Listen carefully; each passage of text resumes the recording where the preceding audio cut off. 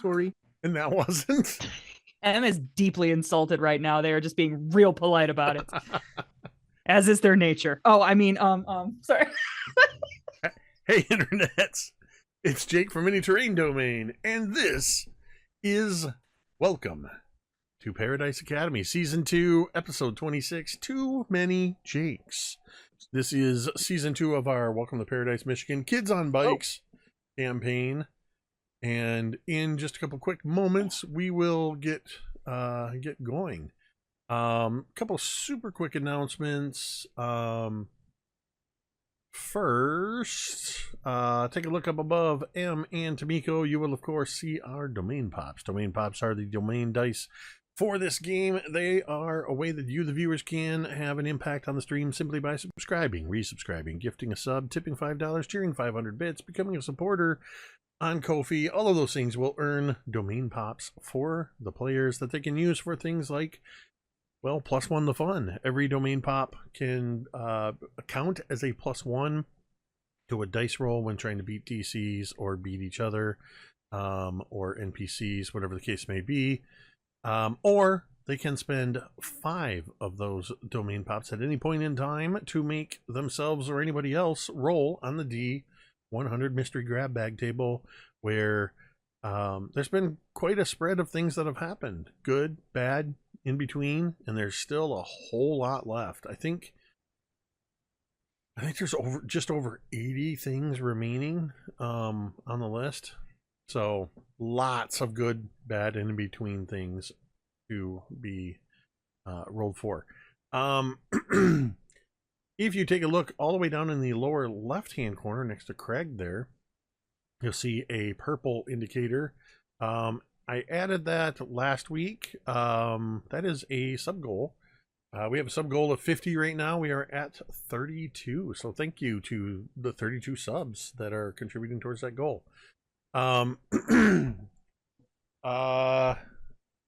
Exclamation point shop. I'm going to promote that a little extra today. That is my Ko-fi shop where we have a bunch of minis and dice towers for sale. Things like these 3D printed, custom painted skull dice towers. But I just realized this weekend that this year, actually in November, marks 10 years since I uploaded the very first Mini Terrain Domain tutorial video. Incredible. A little how That's to make dude. miniature spiders. Amazing. The video's been viewed almost 60,000 times in the last 10 years. So in celebration of 10 years, I thought, what the heck, for 1 week only, 25% off everything in the shop. Following that link specifically, or you can use code MTD10 at checkout. I just packaged off a dragon wormling today that somebody ordered earlier in the week. So get in there if there's something you want, Jake, is it spelled 10 or the numerical? Oh, sorry. The word MTDTEN. Thank you. Good clarification, Jeremy. Thank you for that. Yep. I figured people might trip up Christmas is not that far away. And I'm sure between now and next year, somebody with a birthday. Good opportunity to go buy something custom painted by Mini Terrain Domain for those gifts. Real super quick. We are adults playing a game depicting fictitious children and teenagers in a fictitious setting, but it is set in the 1980s, and this season in particular is set in a ostensibly it's set in a school, though it's been quite a while since we've been to school. Nonetheless, there are scenes, you may hear scenes, descriptions of graphic violence, adult language.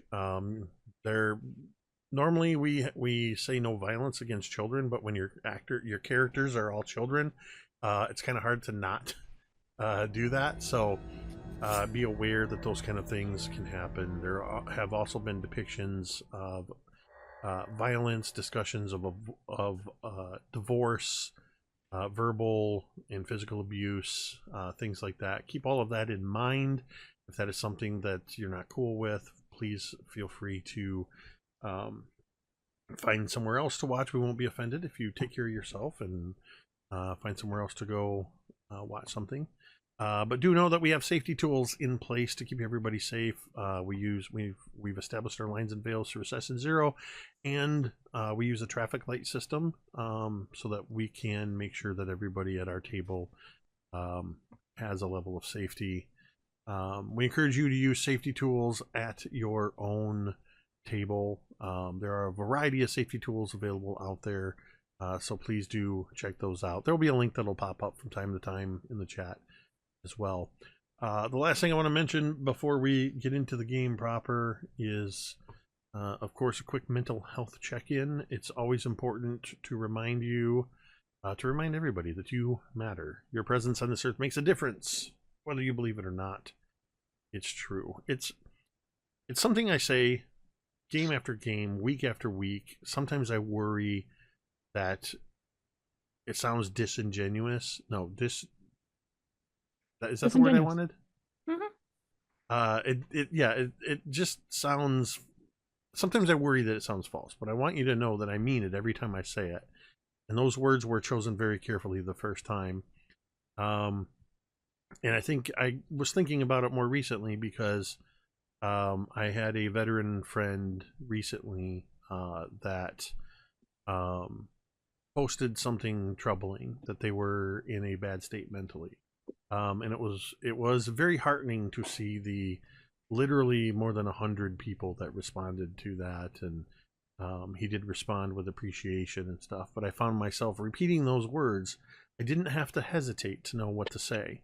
So I had a little reassurance that the words that you hear, though they are the same words game after game, they are carefully chosen for a reason, because we genuinely believe that you matter.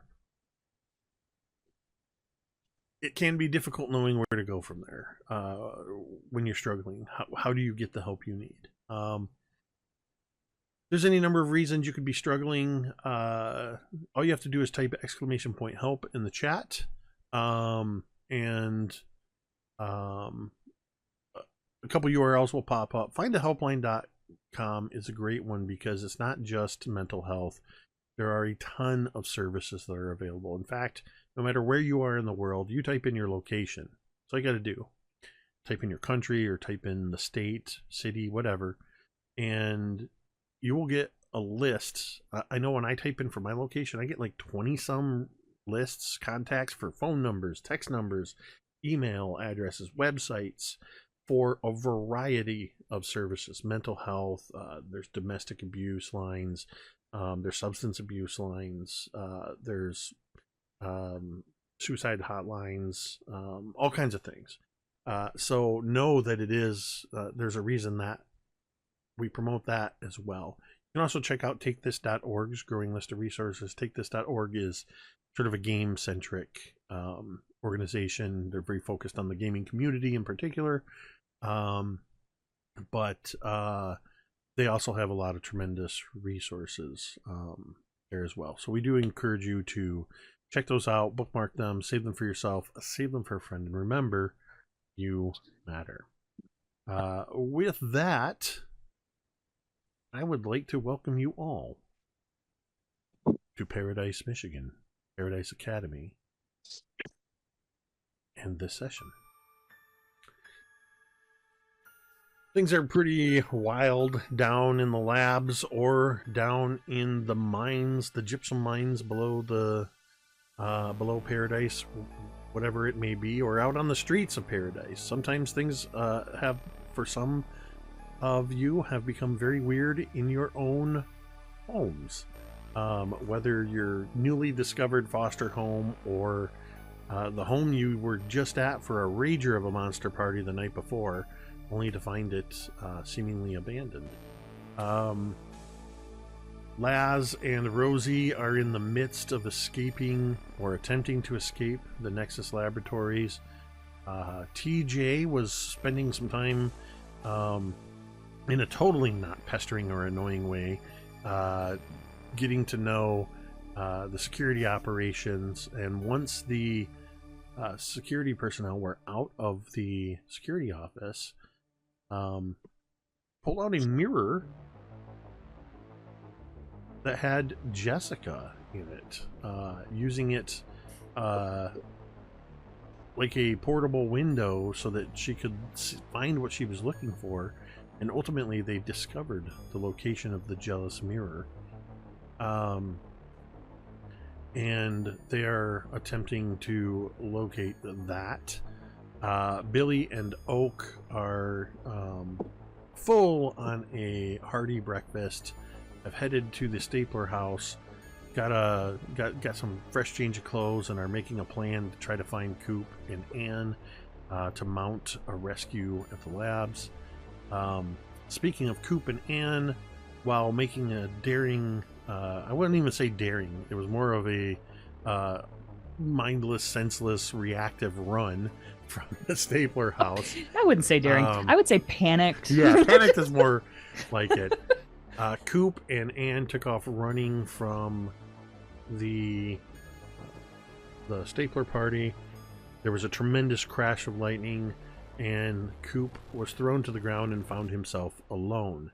And then was almost immediately swallowed by a sinkhole, courtesy of the D100 table. While in the sinkhole, on awakening on top of a mound of trash, worked closely with Hand Solo, the severed hand that had shown up and was kind of acting as a sidekick. Found several useful items, and one very special item, a sealed, new in the box prototype Nintendo Power Glove that unfortunately was fitted for the right hand. So Coop decided, hey, I'll at least put it on my friend Han Solo here, who very quickly said in hand motions, take off your prosthetic, and now the hand with the Power Glove has reattached to Coop's hand, though there does appear to be circuitry rising up his arm. While trying to make an escape through the mines, Coop turned a corner to be face to face with the double barrels of a shotgun. At the other end of that shotgun was a haggard looking old miner by the name of Jake the Miner. And that's where we left off. We're going to take a little rewind and go back to a particular moment in time as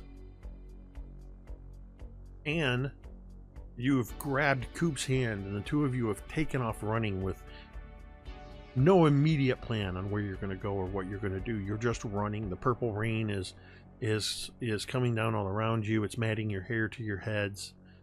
You've turned in the general direction that is leading you towards your home at the Starlight Mobile Home Park.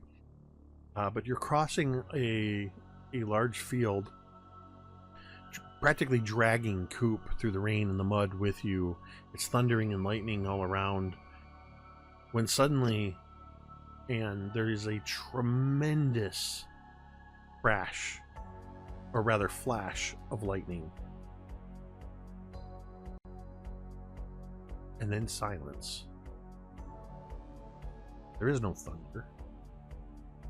It's as if the lightning bolt itself, in the split second after the lightning bolt vanishes and before the thunder appears, a bright light is awash over this field. You are jerked to a sudden stop as you realize Coop is no longer moving and is frozen in place. You're in the middle of a field. Coop is completely, almost looks like when the white balance is off and somebody takes a photo with the flash on and they didn't need it. Coop looks washed out. And he's just standing there, just kind of frozen mid-run, chasing after you. What do you do? I think Anne is very disoriented from this bright flash. And sorry, did you say Coop was frozen in this?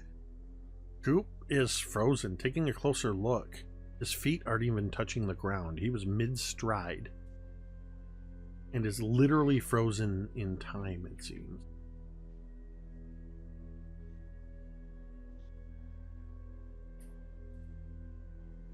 Yeah, so Anne kind of she's disoriented. She almost like calls back to Coop in this moment. Coop, we gotta, and she like pauses. Your and voice looks falls back flat, as if you were in a soundproof booth. There's no echo. There's no carry like you would expect out in the out of doors. Your voice just comes out of your mouth and just stops. You can hear it, but it's you feel like even a foot away from you, somebody might not hear you. Oh, okay. So then she stops at that now, like just overwhelmed by one thing after another happening, and so she's trying to, she goes to speak again, and she takes a step towards Coop, and she wants to reach out and like grab onto his shoulder.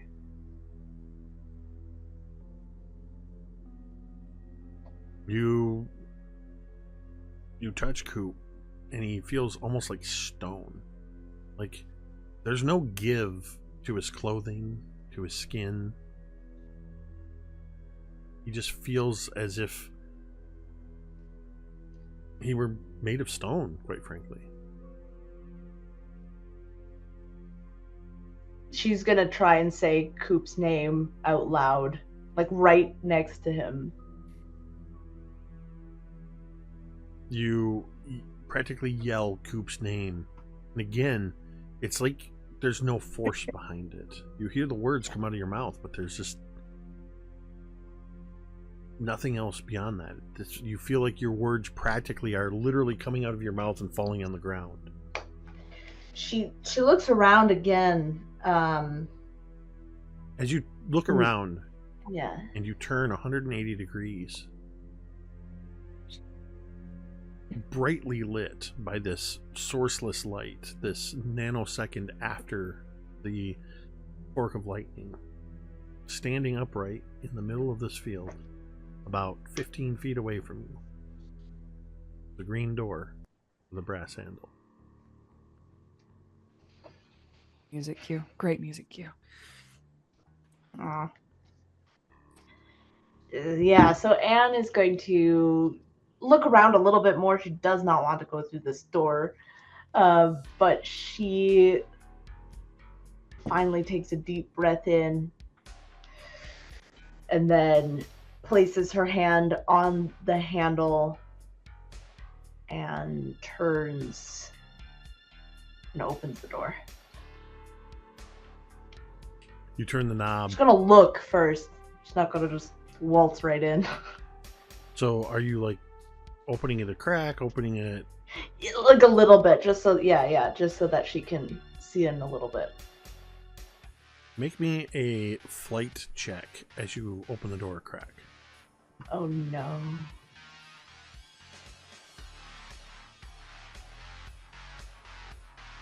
Okay. Right. Oh boy. That is a 6. Got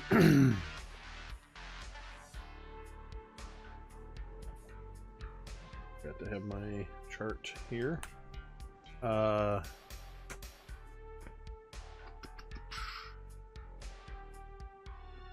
Okay, so you didn't miss it by too much. The DC was an 8. As you open the door and peer in, a hand reaches out, grabs hold of the front of your shirt, and is trying to yank you inside. It's strong enough that you are having a hard time resisting, except you're Anne. You're able to brace yourself against the door frame and the door, though it's not supported by anything, it's solid. Yeah.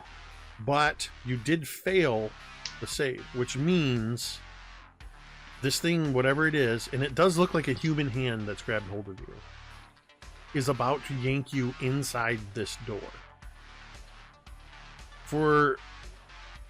Because you're in and you have this extra strength ability, you can attempt to push your ability, make a new roll using power tokens, and see if you can avoid being pulled through this door against your will. Yeah, of course. Anne doesn't do anything against her will. So so the DC for this, we're going to figure this out real quick. Because this is a very sudden thing that has happened, I'm going to give it a high degree of control. So that's a 4. You are untried because you haven't tried pushing your ability before. Craig dropped. I wonder if he's getting Don't this. worry, I'm still I'll keep there. an eye out. I wondered what was going on. I'm like, oh, well, somehow Over in TJ's window. you guys are both here still. The all little here head except for coming TJ. into frame. Oh, that's It's still Anne a big peeking part of through the door. conversation. Yeah. It's like, Is this good? We're good? This is not universe breaking, so that's a 0, so we're at an 8.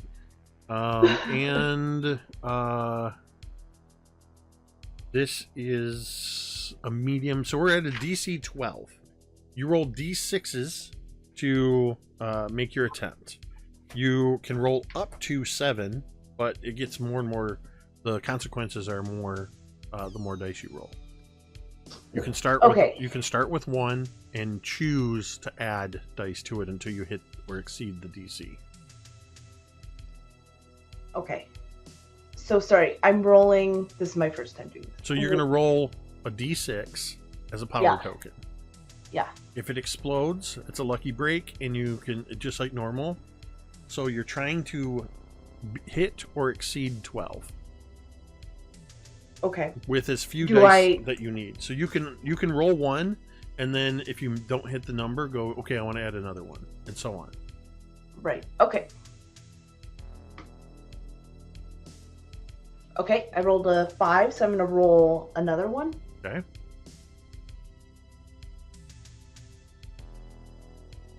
I rolled a 1. So I'm going to roll... Wait, what are the... what are the consequences for me rolling one? They get more severe. I don't tell them to you until... Oh.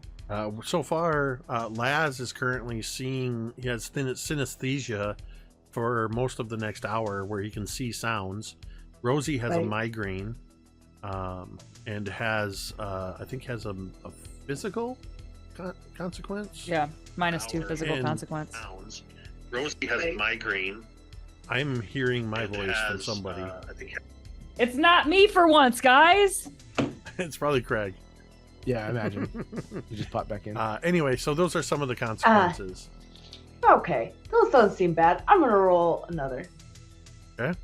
Take some Excedrin. You'll be fine. And then one more. So what's your I'm at total? 13. You have what? 13. I've rolled 4. You rolled 4 to hit 13. Yeah. So you succeed. You are going to have significant physical effects, so you will take an immediate physical consequence. Okay.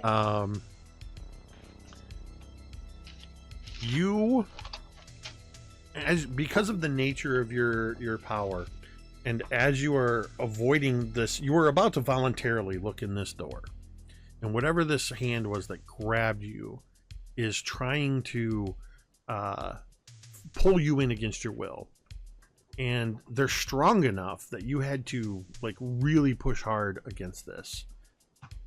You feel like you almost tore some muscles. You didn't, but you definitely feel that pain when you just push too hard. You try to lift too heavy a weights, but you do succeed in pushing yourself away from the door frame. And as you push off of the door, and the door is now slightly ajar, and there's a human hand that's grasping around, sticking out of it. Nothing else is sticking out, but they're reaching around trying to grab at you. You bump up against something else, and just a quick glance over your shoulder, you have backed into another green door with a brass handle. Shit. So, so she's walking back. She ran into another one. Is she still outside? Yeah, you haven't gone through the door yet. Yeah. So you are outside. It's another closed door. And you're outside in essentially in the open air. So Right. So beyond, like, is there a door frame or is it just a door? no, there's a door and frame. nothing around? So that's what Anne was pushing against when the hand tried to grab her, was the partially open door and the door frame that remained when the door opened. It's kind of like somebody hung a pre-hung door. They just stood it up in the middle of a field, and now there's another one. Okay. Yeah, so Anne, does she see anything else coming from this door that she is now facing that's open? Right now, it's just this hand that's kind of wildly grabbing around and not finding anything. It kind of stops, and it grabs hold of the door frame. And then... Can she slam the door on the hand? Yeah. Ow! She Awesome. does that. Yeah, you slam the door. I would like you to make a brawn check, Okay. which I'm sure is a big dive for Anne. Yeah. 12? The door slams and it doesn't quite latch, but it slams hard, and you see you're pretty sure you broke some of these fingers. And as the door sort of bounces back, the hand immediately whips inside, and the door is left about an inch or two ajar.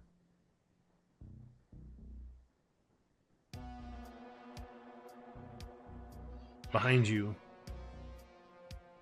the door that you were backed up against, you hear a knocking sound. Ooh. It looks like an urgent knock, but we can't hear it. Yeah, so she's going to try and open the door that's behind her so that she's kind of like covering herself with the door, if that makes sense. So she wants to open it so that the openness faces the other open door.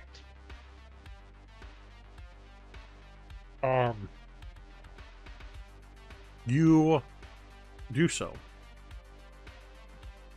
And how far are you pulling the door open? Oh, she's doing this one like all the way. Okay. Yeah. As you do so, the knocking abruptly stops, and a figure stumbles out of the door and collapses into the muddy ground, sort of sliding across the ground, almost colliding with the frozen coop. The figure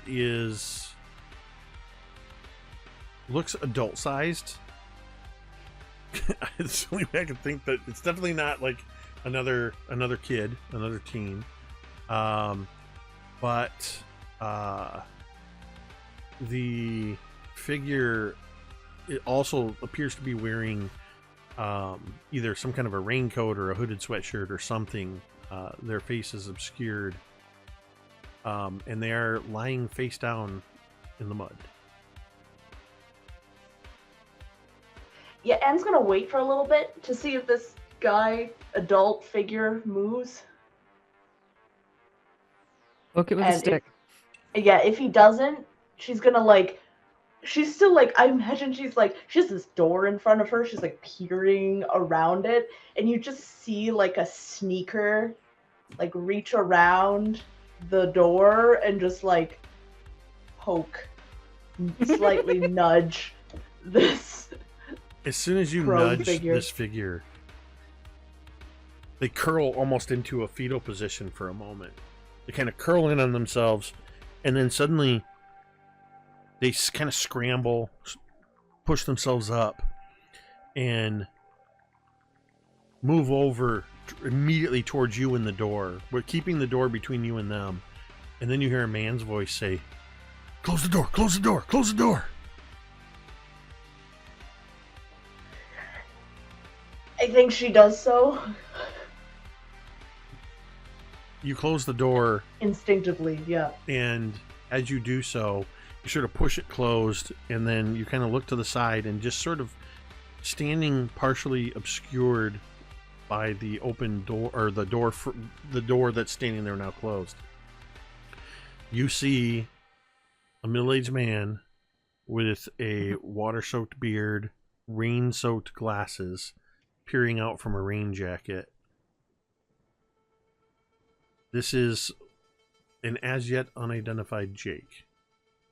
And that's where we're going to switch scenes. Jake the Wet.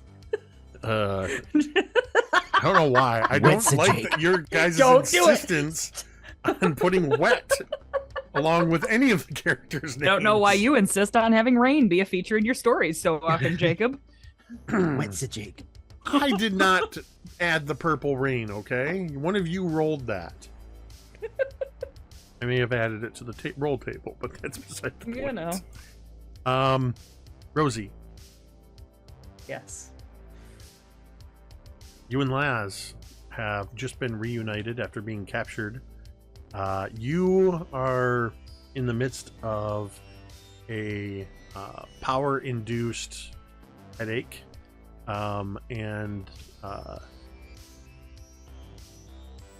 otherwise, you were able to accelerate the healing of your broken jaw and get through the open door where you were standing. You also retrieved Ashley Raven's mysterious black glass rectangle. And the two of you are now reunited in the hallway. Rosie, what are you doing? I think it already was established that we are just like are running. Okay. Somewhere. I mean, I don't think there's a real plan. We're just trying to get out. So I imagine we're running and looking for exit signs, and like this alarm going off, and like I imagine there's like a flash of some sort associated with the alarm, and like all of this bright light and loud noise is just killing her. And so she's like, I imagine Laz, if you look over once in a while, you see her, she's just like squinting, like at any one time she's looking out of like one eye. You okay? And Looked like a serious hit you took. yeah, no shit. And running, and I'm like, yeah, I got a hell of a headache, so we got to get out of here. And I imagine. still just sprinting and looking for an exit. Roll a D100, please, Rosie. Okay. Meanwhile, Laz, you are seeing every time the klaxon goes off, you are seeing these sort of like jagged sound waves that are pulsing into the hallway. They're colliding from the different alarms. They seem to collide and kind of fall to the ground around you. Got a 90, which Okay. is an A-. Okay. So right now you are just blindly running through hallways. You are passing innumerable green doors with brass handles. You are seeing the several of the Nexus Labs ID plates next to the doors. Most of them just have room numbers that are listed. Alphanumeric combinations. Unlike your previous foray into the labs, none of these seem to make any sense. There's nothing that looks like it's an alphanumeric version of a name. Nothing that you've... No Algernon with threes for ease, right. and Yeah. got it. No if I may, I think there's even like maybe like a shot like Breakfast Club where it's just like hallways where we run past one way and then run We past go back another and way. we like do that like squeaky thing, like Yeah, where we the stop. sneakers on the floor. Are we wearing Absolutely. shoes? That would hurt like Oh, hell if we're good not wearing question. shoes. Um, We have like little like Toms. I flippers. I think it was determined that with your scrubs, you're wearing like paper slippers or something like that. Yeah, they're more like canvas shoes, like very Canvas shoes. basic. Gotcha. They're probably the footy socks. Like with prison with shoes. things on both sides. Oh my god. The grip. Yes. Can I hospital get socks? Grippy socks. Looks like Chad stepped away for a minute, so can I get Tad to roll a D100, please?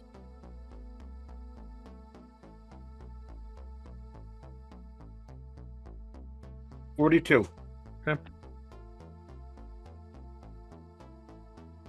The longer you run, the less you know where you are, Rosie. These halls don't even seem to make sense. Sometimes you will be running and then the hall will suddenly take a left turn and 10 feet later take a right turn again, so you're running in the same direction but just with the slight there's a couple times you even are running for a couple hundred yards in a what feels like almost a curved hall, like you're running on the outside of a circle. Wow. You'll run down a hallway, you'll make a turn, and you'll pass, and you'll make a left turn, and you'll make another left turn, and another left turn, and you know you should be crossing the hall you just ran across, but it's a dead end. You end up having to backtrack. These halls seem impossible. They just don't make any sense. The So only I imagine. Oh, go ahead. other go thing ahead. is about every I'd say about every 20 feet on either side of the hall there are the green doors. So I guess I imagine at some point Rosie like slows down. Like they've been running fast for like a long time, and Rosie's just like gassed, and she like looks at Laz. She's like, "This place is like a maze. Place This place sucks. is huge. Yeah, no shit. I don't know where we are, man. I don't know. I don't either. I got lost a little bit ago, and I thought I was hoping maybe you knew where we were going. I look at him. I'm like, I'm sorry. I don't. No. Hey, you don't have anything to apologize for. We're both stuck in this, okay? Look, we just gotta not panic, okay? We gotta keep our heads up about us, and we gotta just figure it out. All right? Maybe Okay. we just start trying doors. Okay. Yeah. Okay.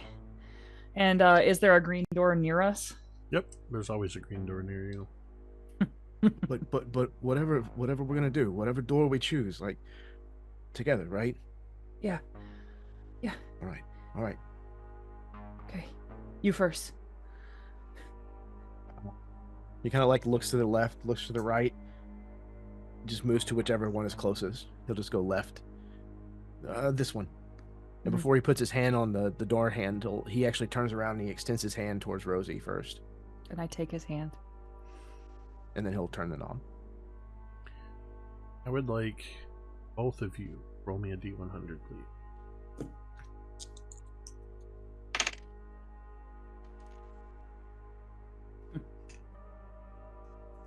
$79. 68. Pretty close. That's what I wanted. Oh. I don't ever know if it's like a nice thing when you smile like that, and I or if change it's it all a the time mean too. thing. In this case, all I wanted was this was specifically because Glass said, "Whatever we do it together," Mm-hmm. and I wanted to see how close your numbers would be. Oh, hey, real quick. Sorry, I misread it. It's 86. So it's even closer. Oh wow! I apologize. that's even better. I apologize. That's even better. My brain is not with me. As you open the door, and the door you open is into a room about the same size as the room that you were imprisoned in. However, in this room, it is mostly dark, except there is well, I guess the best way to describe it to give context is it's like a rectangular, more complex version of the back to tank that you were in the sub basement, except this one has no fluid in it, and it is filled with a blue, almost electric light.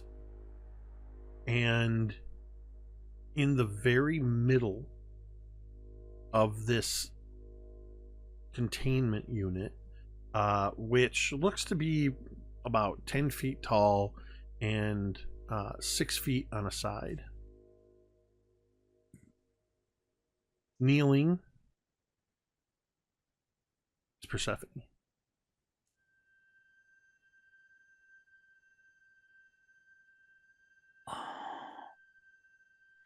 And I imagine, like, for a second, because Laz opened the door first, the view for a second is blocked.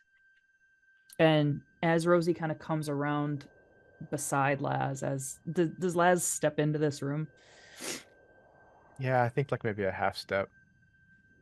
Rosie like looks around him and like sees her, and it's just like, it feels like her heart stops for a second, and like her stomach just drops into her feet.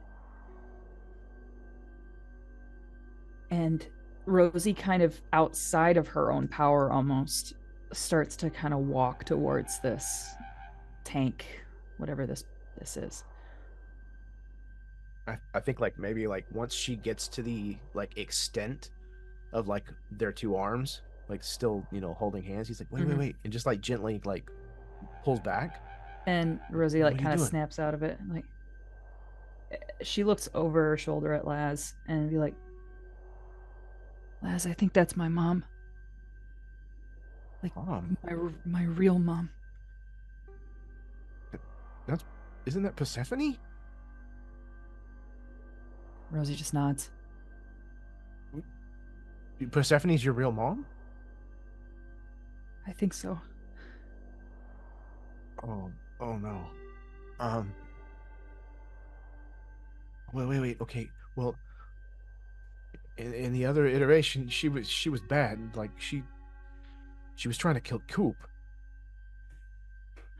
And Rosie's like, her brow furrows, and she like looks at Laz and looks back at this tank and looks at Laz again, and like, I know, but Laz, you don't understand. It's something. That was Hey, the other iteration. We don't know if this is the same or. you're right. You're totally right. I don't have to understand. Like, if you want to go check on her, then we should. Like, I trust you. We just need to, you know, be safe. Okay.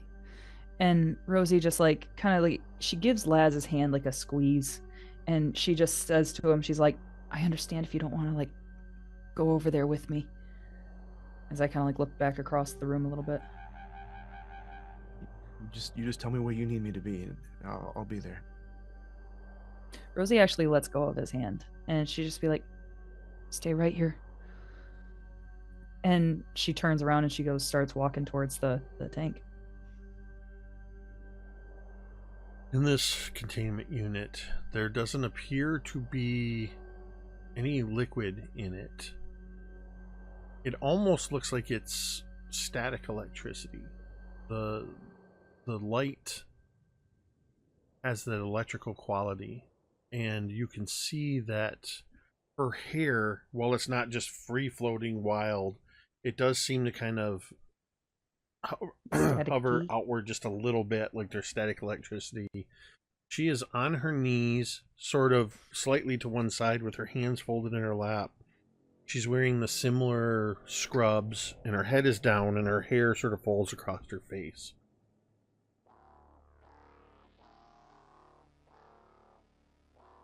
And Rosie would like go up and go right up to this tank and like kind of put her hand on the glass and like try to like look in and really like kind of see if there's any kind of reaction, if she can see, if she's really awake, like if she's awake at all, like any kind of response to Rosie getting close to the glass. You see the slow rise and fall of her chest. And for a moment, that's all you see. And then there's an intake of air that seems to be a little bit longer, a sort of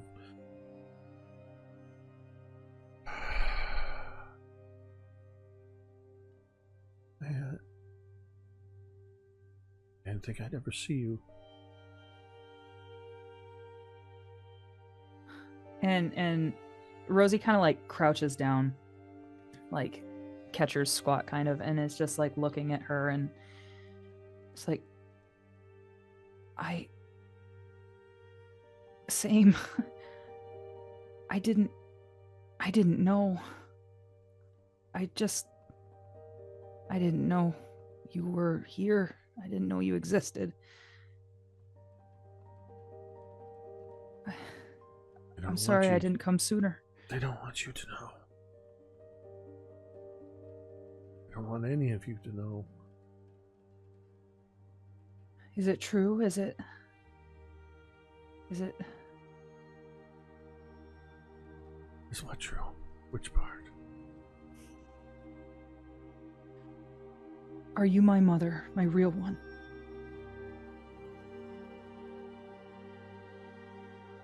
Carried you. My belly. And you see her hands shift. Like a pregnant woman holding her pregnant belly. And she's kind of lightly moving her fingers on it. I carried you for 9 months. I gave birth to you. Gave you your name. And they took you away from me.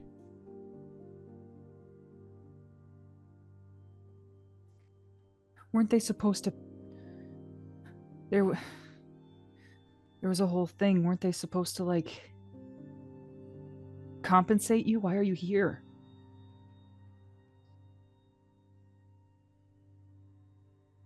I broke their rules. I tried to change the rules of the game. They were never going to let me keep you. But I tried. I just never... I didn't know what was going to happen when I looked in the mirror. They said that. What mirror? I don't understand. What is the mirror? They called it something. What did they call it? And Rosie can't, like, remember what Ashley called it. Call it the jealous mirror. When I looked into it, Ashley Raven stepped out.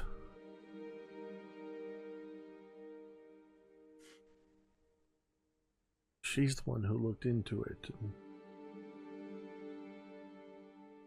The one you called Mom. Sherry stepped out.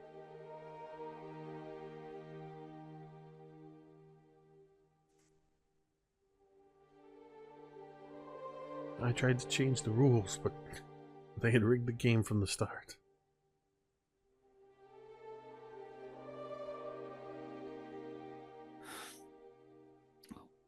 And they're out and about, and you're in here.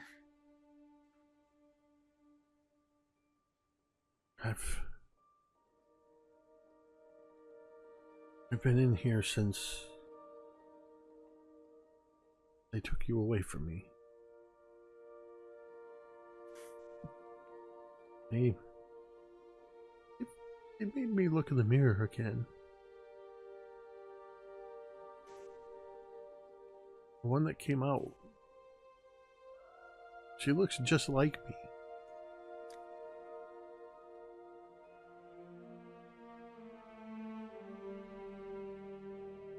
Whatever you do, Rosie, don't trust me. If you see me anywhere but here, it's them.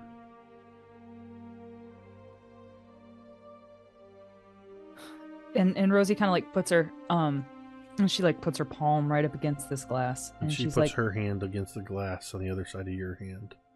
"We're not. You're getting out of here. We're getting you out of here right now. We're getting you out of here right now." And Rosie like starts like looking around for Rosie, you have a to release or a button or a lever or something. know. Rosie, listen to me.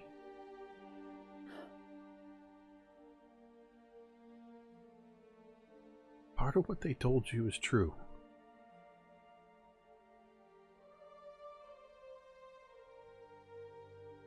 I carried you. I gave birth to you, but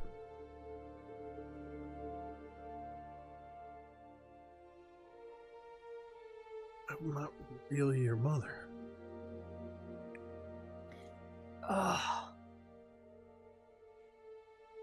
And Rosie like, But I wanted to be.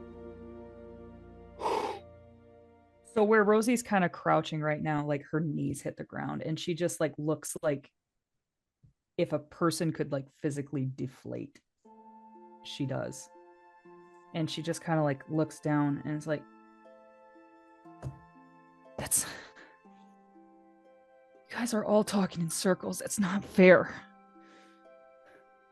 She's your mother, she's your mother, she's your mother. I wish you all would quit just jerking me around." And then she like pops up and stands up.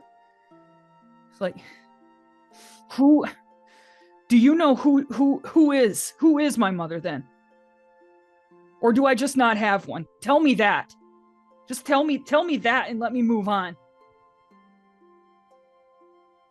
She's still holding her hand against the glass. And you kind of see for a moment the focus on the hand, and then there's sort of a rack focus too. She's peering out from the hair hanging in her face. And Rosie, right at this moment, recognizes like a insane resemblance. Like, exactly. It's like looking in a mirror. I don't know. I wish that I could tell you. I only know what they told me.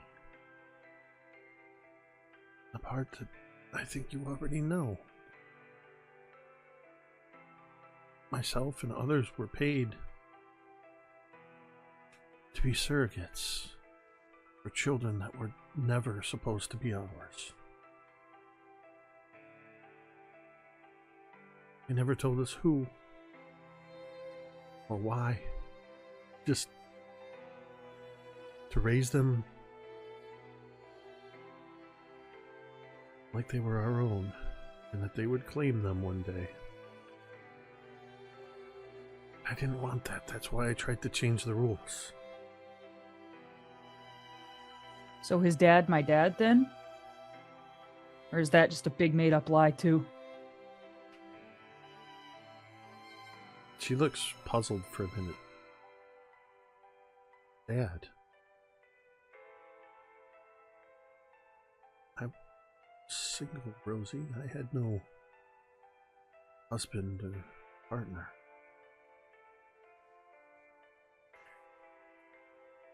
If there was somebody that you called Dad, he may be in on the whole thing too.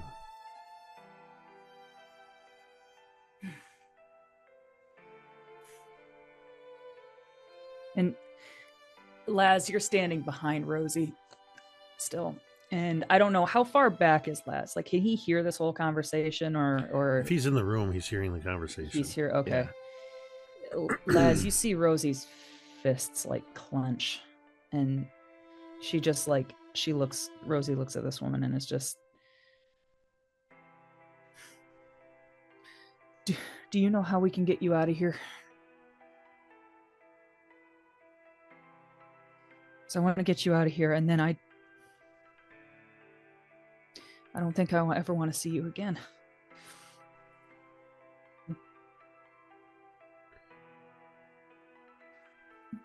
She looks straight into your eyes. And as you say that, she takes the hand away from the glass and kind of pulls it back to where she was cradling it in her lap. I think when we see her hand withdraw, we actually see Laz's hand like on Rosie's back, like as he's like moved up beside her and like just put his hand there to let her know that he's there. Just a little bit, Rosie like starts. Like she's almost forgotten Laz is there. Persephone looks at you and says, "Don't worry about me. There's no saving me. Save yourself. Forget about me. Save yourself and save the others."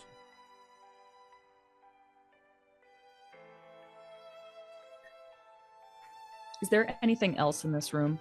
Are there machines? Are there nothing There's that's machinery grabbable? all around the base of whatever this containment unit is, and at the top of it, it's some complex. This is probably one of the more science fiction looking things that you've seen. It looks very futuristic. She starts to stand. Go. Forget about me. Then she looks at Laz. Get her out of here. And her hair is starting to rise up, and the lighting is changing a little bit. Picture, if you will, the moment. All shall know me and despair. I was going to say exactly. Sorry. That's exactly what I was What going to are you- describe. Picture the moment that Galadriel. Galadriel is offered the ring, and that is what you see as she stands up, but she keeps rising. She's now hovering in this chamber, and from the top and bottom, electricity is starting to arc into her body. Go! Yeah, I am maybe we poison should, in your life. Take her away from here. Maybe we should go.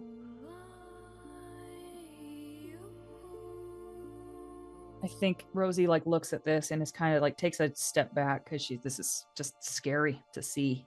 She And- opens her and- mouth and she begins to scream.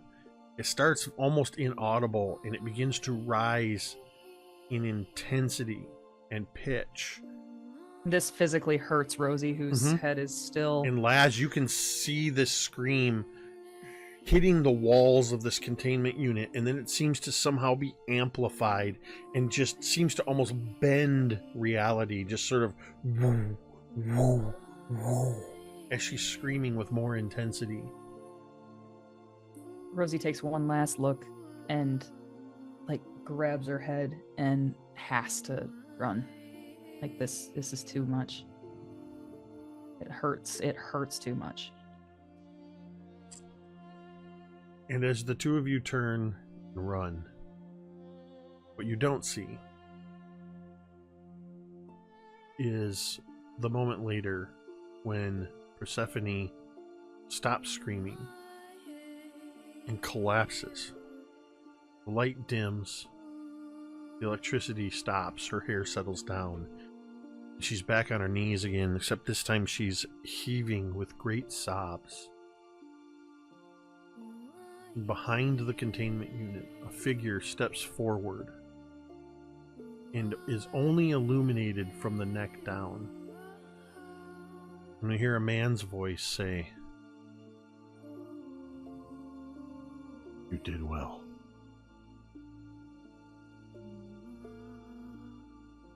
Oak and Billy. That was great. That was fun. New music. I'm sorry. We're supposed to follow that? Okay. You guys are just riding your bikes. It's kids on bikes, man. You're just. Hey, let's go get some pizza. You guys are riding away from. Huzzah. You guys are riding away from Billy's. Heading. Where are you guys going? We were gonna go to Anne's place to see if Yeah. she went back there, and then we were gonna head to the arcade to see if Coop went there. Yeah, Got the plan.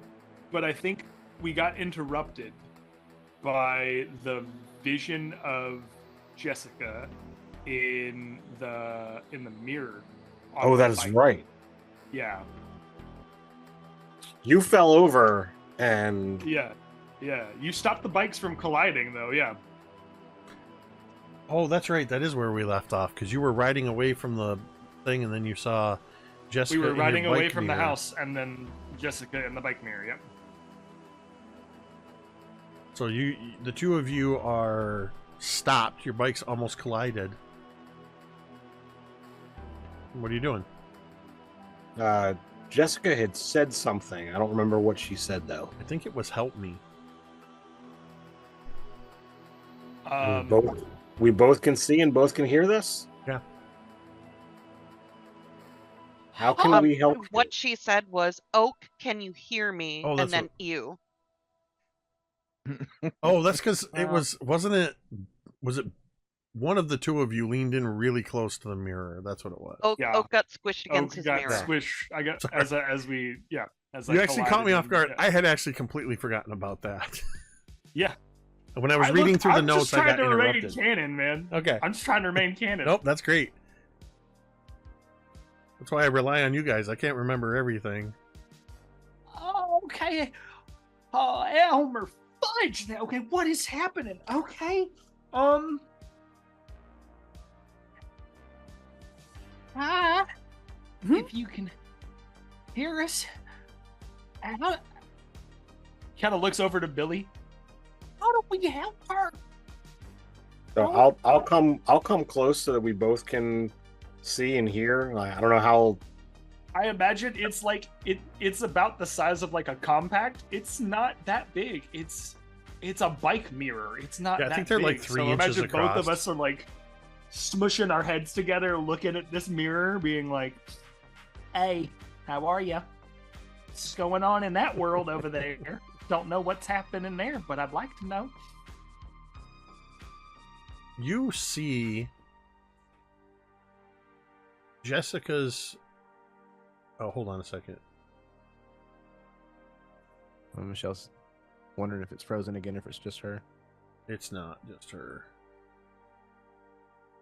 I don't know why this keeps happening. Again. I don't know if it's a resource issue or if it's my internet, which it shouldn't be.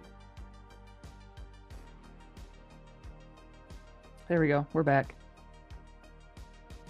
People are going to have to refresh again.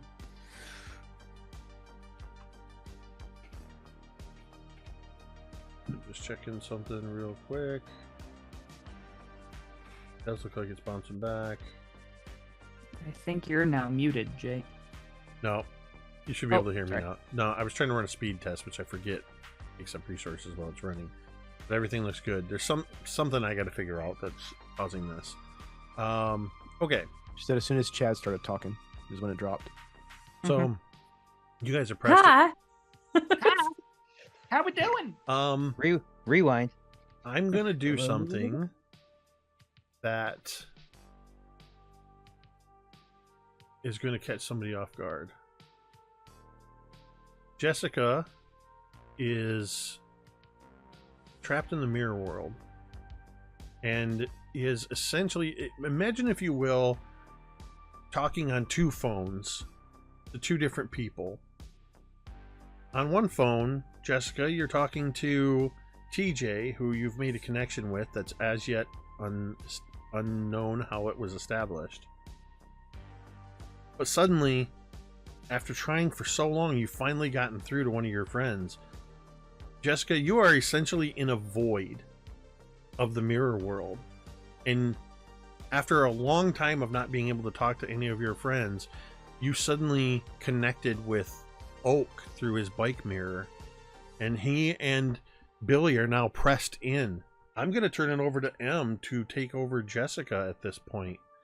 I'll give you the only information that you're going to get at this point. You are working with TJ to try to locate the jealous mirror because you believe that that is going to be your key to getting out. Right now, we're not establishing a connection between you and TJ. This is more about you've reconnected with your friends.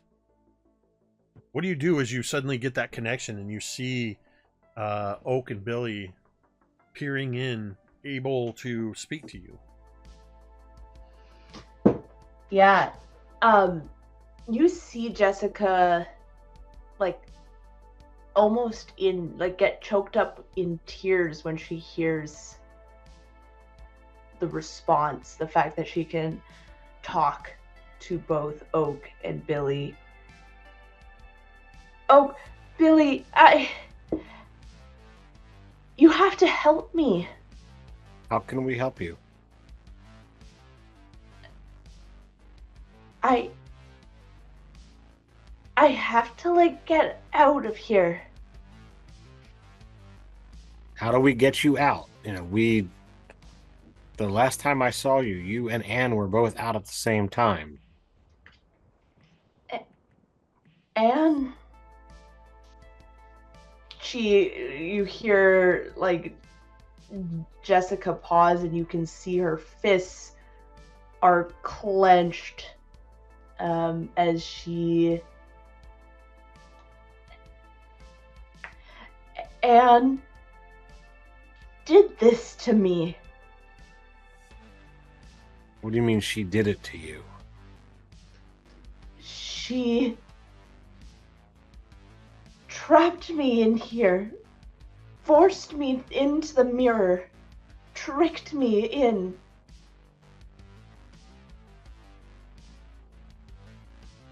And she won't let me out. I've been trying to get out. So what can we do to help? I need the mirror. Is it a specific mirror? Yeah, because we could go to the store right now and get a bunch of mirrors. That's not a problem. But if there's some sort of mirror you need, I got questions. What size? What color? Like what are we looking for? I don't. If I don't have, I got questions to get answers. You see Jessica nods, and she kind of starts laughing. I never thought I would want to hear Oak ramble so much. He's laughing. He's just he's actually just. I think as much as relieved as you are to hear his voice, he's relieved to hear you and actually know that you are in some way safe and not harmed in that space, right? He kind of looks over to Billy. So, hey, we found Jessica. That's number one. That's awesome. So maybe we do go to Anne's first, right? We go. Well, I guess Jesse's first. I'm so sorry. I don't know who to talk about right now. I don't know if it's you that I'm supposed to talk about or Anne and I'm supposed to. I don't know. And you see him get off his bike and he's just walking around it, having a little bit of a panic attack. So while Billy is now taking over conversation. What does this mirror look like, Jessica? What is? We need to go to the lab. Oh, sorry. No, you go ahead. I thought he was asking me what the bike mirror looked like.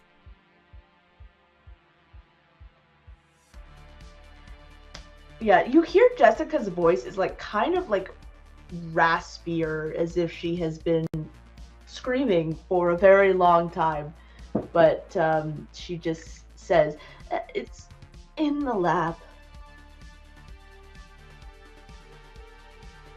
Okay, well, we have to go to the lab anyway because some things happened, and I don't want to stress you out with it, but what do we do with the mirror once we find it? Yes, She like pauses. You don't really know, Jessica. You just know that the jealous mirror. You know what you were shown by Ashley Raven and told by Ashley Raven when the iterations were shifting. You know that it's something important. And that's it. I think TJ will know.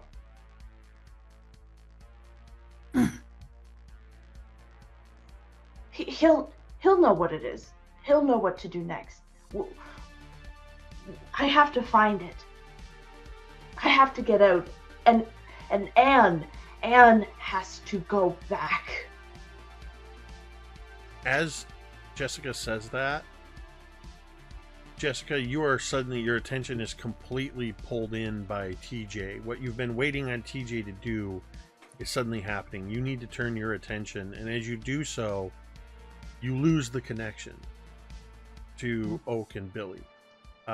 Billy, as you're looking through this mirror, you see Jessica says that, and then suddenly turns like something has got her attention, and as she turns, the act of turning, she is obscured, and you don't see her at all. You only see your own face reflected back at you. Well, it's good that Jessica turns, because my face kind of goes flush as my heart drops as Jessica says Anne's got to go back in. I think at that point Oak's like, okay, so what'd she say, man? What'd she say? You didn't hear? Well, he walked away to give you that, because he's like having a moment. He was having a moment of like panic of like, how do we solve this? What do we do? He walked away. So I imagine that you were staring at the mirror, and that gave you kind of like a private moment of that sequence. And then now he's going back to you and being like, so basically she needs us to go to the lab, find this mirror, get TJ. And the part that I don't really like is she says Anne has to go back in. Okay, but who's TJ? How are we going to know who TJ is?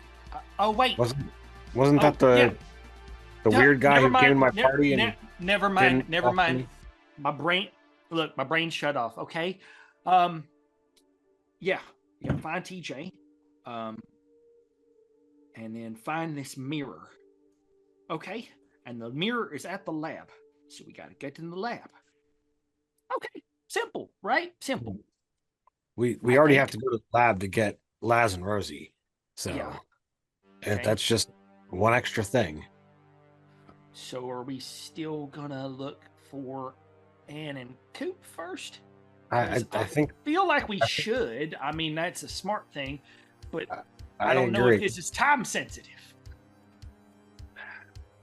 Well, I mean, it's already been months.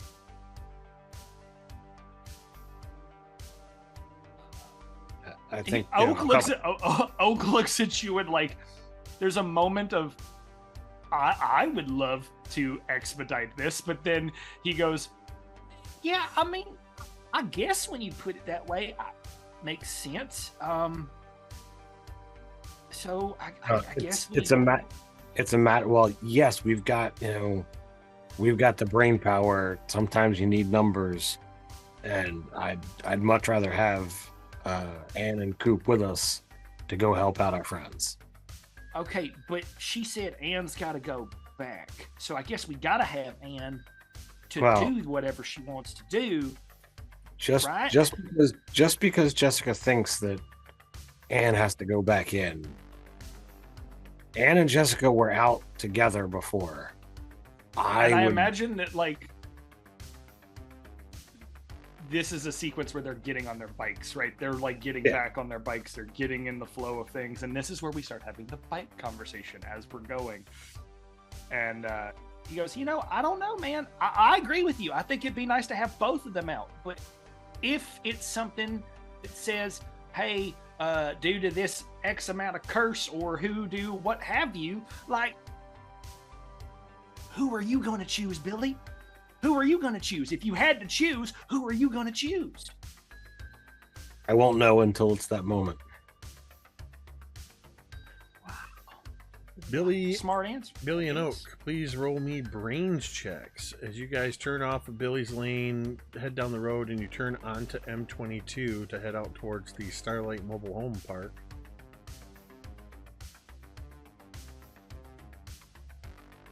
I rolled much worse.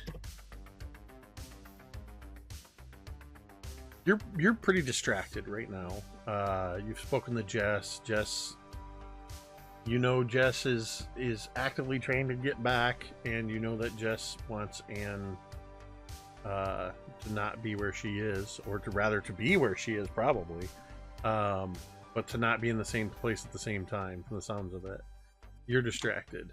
Oak, as you turn onto M22, and the two of you are riding on the shoulder of the road, heading towards the mobile park, which is like half-mile up the road. You realize that the same. Let's see if I can remember this from memory. That's how memory works. Let's see if I can remember this. I don't know what I'm saying. The same 1981 Dodge Diplomat pulls off of the side road and is slowly driving behind you at a distance of about 100 yards. And you can see the thin blonde woman and the heavy dark-haired man with a mustache following you. His eyes go wide, like any kid who realized, like any conspiracy kid who would feel the conspiracy coming in on him. Billy, I think we should take a right here, and then a left, and then an immediate right, and then double back down the road. Just trust me here, man. Sure thing. And then, I begin. And he like looks back. He's like, look.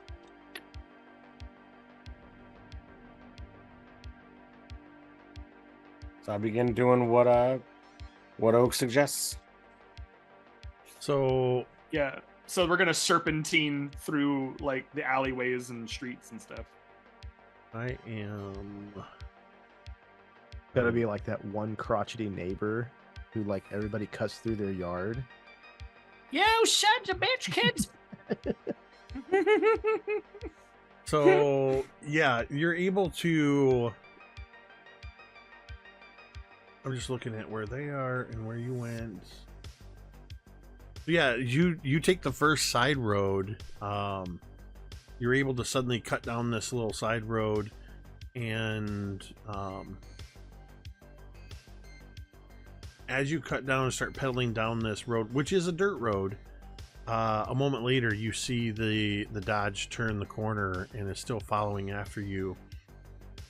There is an area out here that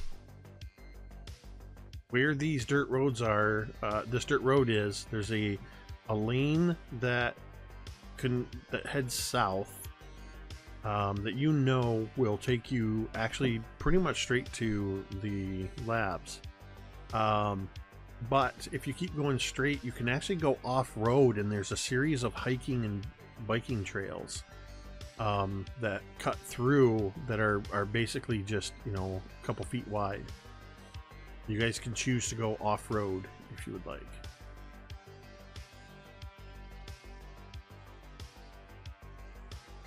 I have no problem doing it. It's whether Oak thinks that he wants to take his bike off-road.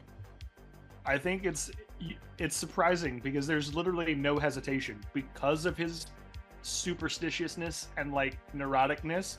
He's so scared of being caught by the man that he's like immediately like, I have no hesitation with going off-roading. It may be more difficult for me, but let's freaking do it. I am not getting caught by these men in black. It'd be a bumpy ride. As you whip your bikes off-road, the car actually comes to a skidding halt, kicking up dust. I would like Oak specifically to make a brains check.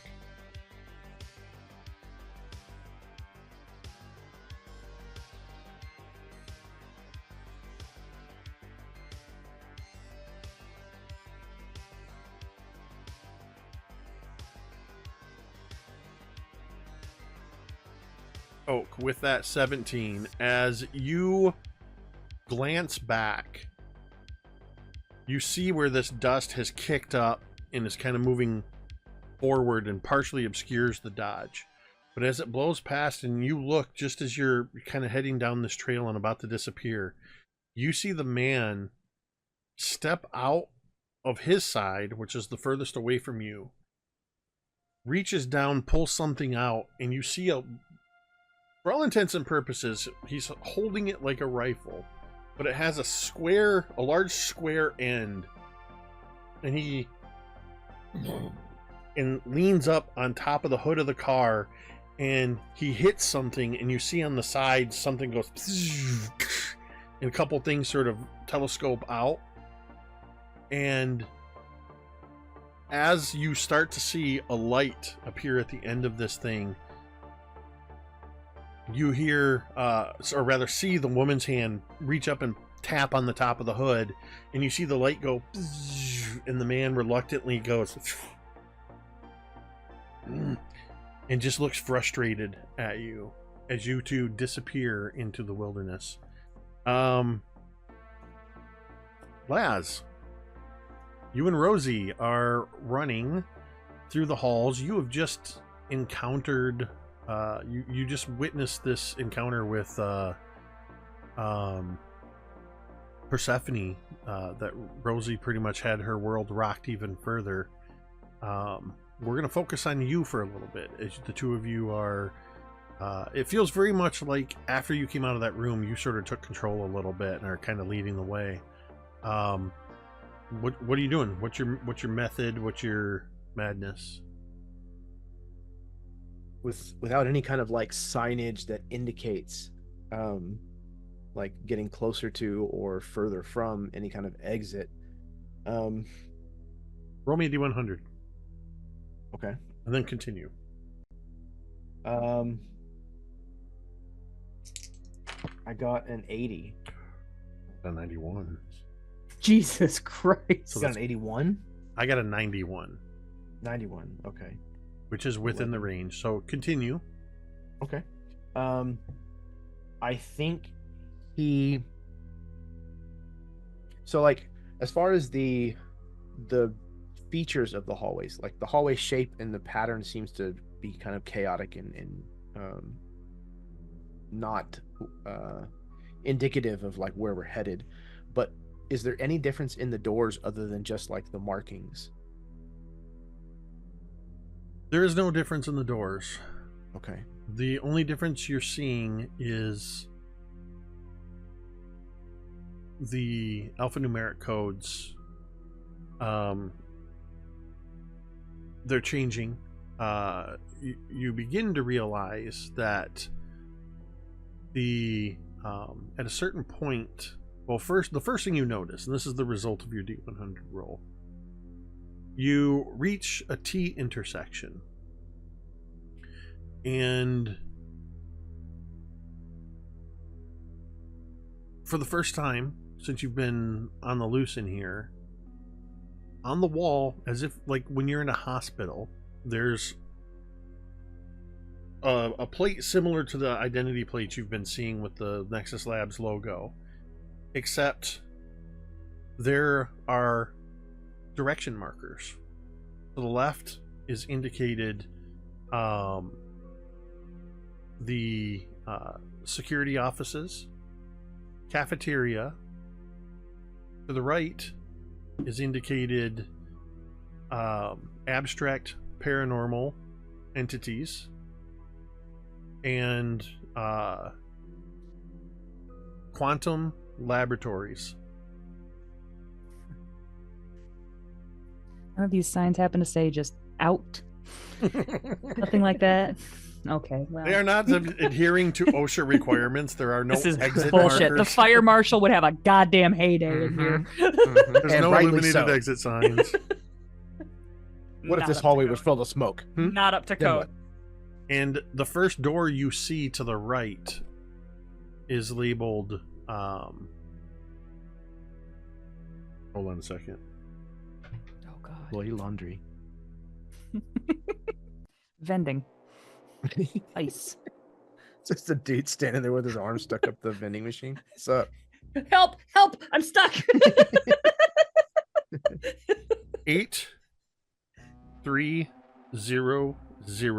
8300XHT.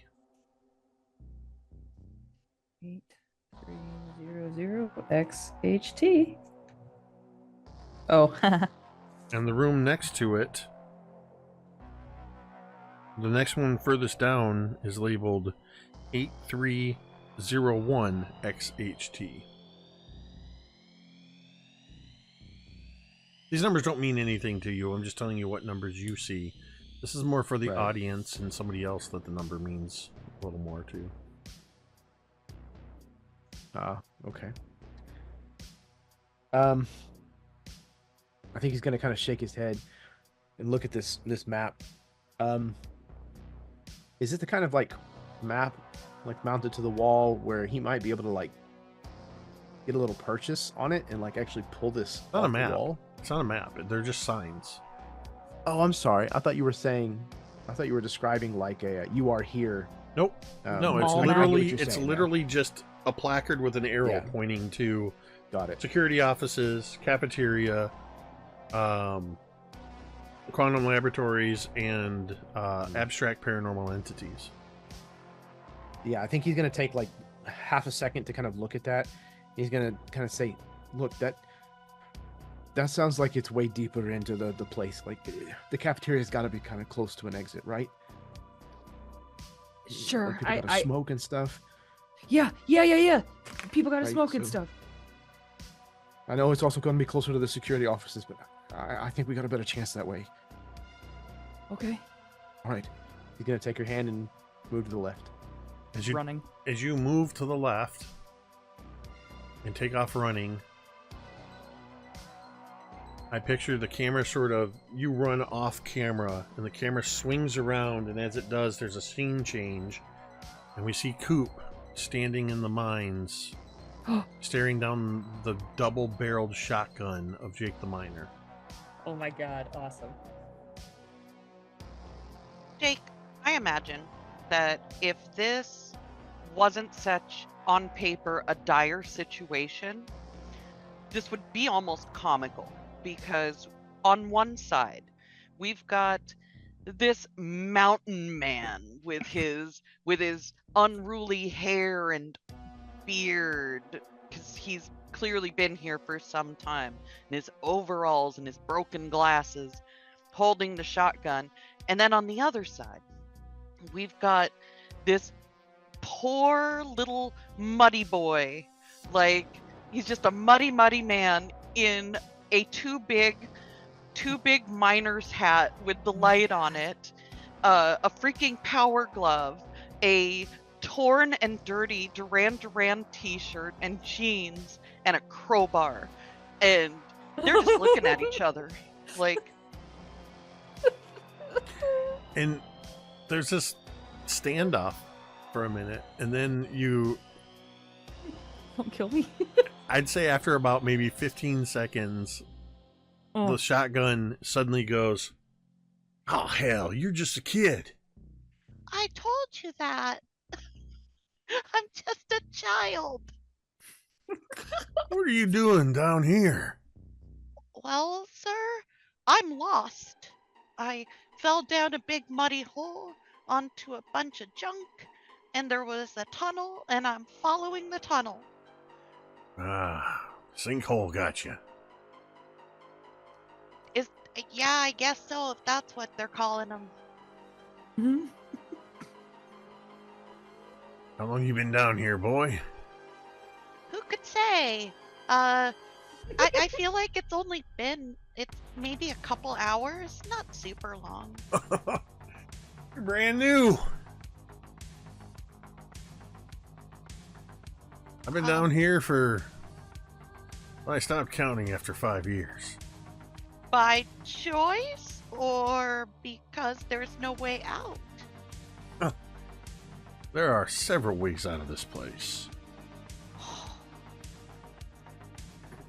They all lead to the surface. That's where I don't want to be.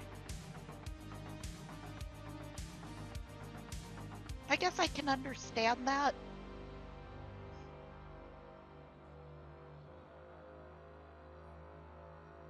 So, you live down here? Yeah. I've been calling this place home for many years. But, like, And how do you eat and stuff? as he laughs, he kind of tucks the shotgun up under his arm and he turns. He starts to walk away and he goes, "You coming?" I guess so. And follows the stranger he leads you a little deeper further into the tunnels. He leads you a little further into this room. Bonk, bonk. And Mom warned me about not getting in advance, but she said nothing about abandoned gypsum mines Guys with guns. as you with guns. he leads you just a little ways. You can see he's guiding his way with his miner's helmet. So you see him sort of with your light lighting him, and then you see where his light's lighting. He walks over to a wall and he throws one of those good old-fashioned power switches that you see a panel, and he just goes shukunk, and shuk shuk shuk shuk shuk shuk shuk shuk shuk shuk. This whole chamber lights up, and you see that there are all along one wall is one of those cages, like an equipment cage, like a tool crib or something like that. But inside it is just wall to wall. There are gallons and gallons and gallons of fresh water, and there is food the entire way. It's all neatly organized, clean. That whole area looks really clean. There's another section off in a corner where you can see it. It looks like somebody just took their bedroom and decided to put it in a gypsum mine in the corner here. There's pallets that have been laid down and then carpeting across the pallets, and there's a bed and a nightstand and a table. There's a small black and white TV sitting on a stand. There are shelves upon shelves upon shelves upon shelves of VHS tapes. There's even a handful of shelves that are dedicated to laser discs. And you can see that he's got both VCR and laser disc hooked up. He walks over and he places the shotgun, kind of leans it against the wall, but you can see that it's next to a gun cabinet, not a gun safe, but like one of those wood gun cabinets with the glass front. And you can see that there are other shotguns inside and other rifles inside this gun cabinet. And he just walks over and he plops down into a well-worn, dusty, patched, lazy boy. And just kind of settles into it. Well, you got a name, kid? Oh, yeah, I'm sorry. I'm Kenny Cooper, sir. Everybody calls me Coop. Kenny Cooper. Pleased to meet you. My name is Jake. Jake the Miner. That's wild, because my mother's boyfriend's name is Jake, and you actually kind of look similar. He was sort of settling down. You can see he was starting to kick off, like with one foot starting to push off one of his boots, and he stops and immediately sort of struggles to sit up. Did you say your mother's boyfriend looks like me? Well, I mean, his hair is shorter and his beard, but yeah, kinda. What's his name? Jake! Just said boyfriend Jake. It's the damnedest thing. Jake the boyfriend. Uh-oh. Have you noticed anything weird about your mother's boyfriend? No, nothing about him. Oh, I did see other guys who looked like him at my school once. What? They were like delivery guys or something. They were carrying in some boxes, probably for the secret lab. Secret lab? There's a secret lab underneath the school. Of course there is. And he starts kind of muttering to himself, Jake the boyfriend. Is your mom's boyfriend. You ran into Jake. Had to be Jake the delivery guy and Jake the maintenance guy. And he's got the he looks very much like a almost like a stereotypical prospector miner guy. He's got the big scraggly beard and he's just muttering to himself. His mustache sort of like as he's talking is kind of Oh my god. I have a friend I need to introduce you to. His name's Oak. Oak. No. I don't know any Oaks. Well, he You've- likes to theory craft also. You've encountered at least 3 Jakes. Well, 4 counting me. Yep. Wait, are there more? There's so many Jakes. Too many Jakes.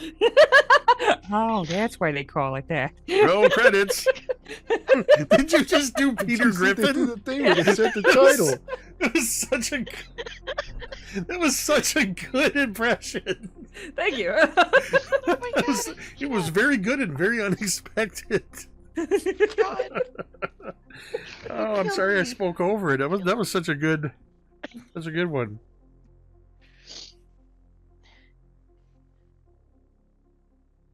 So, wait a second. What does it all mean? Why are there so many of you? They're all you? I'd ask how that's possible, but I wish they were all- paradise. Am I right? Yeah, paradise. I wish they were all me. I'm not Jake the original.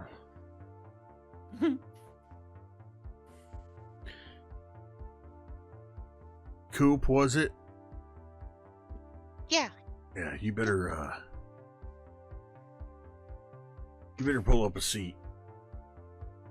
And he walks over to the cage and he grabs a bottle of bourbon and he grabs he opens up a little refrigerator and he grabs a couple of glass bottles of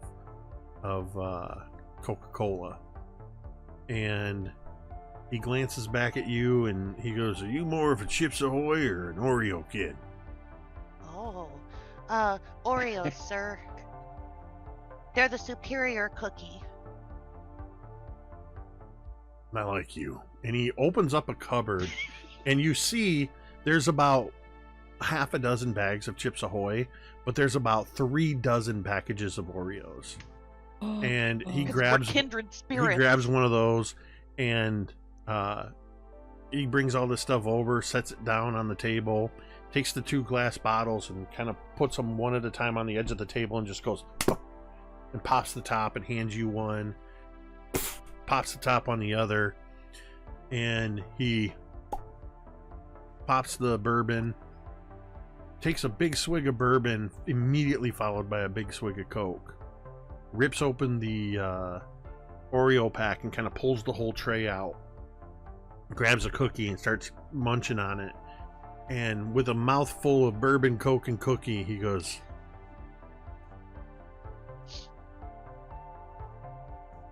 "The original Jake the original,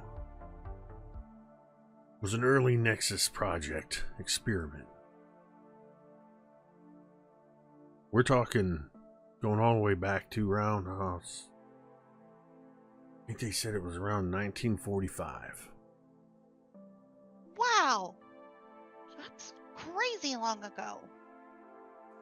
It's like Jake- ancient times. Jake the original caught the Nexus projects got the Nexus project's eye when he started to exhibit the ability to make copies of himself. Somewhere along the line, they figured out how they could make the copies independent of the original. And they gave him different roles. He points at his chest, hence Jake the Miner. I used to be the head of operations of this entire gypsum mine back in the day.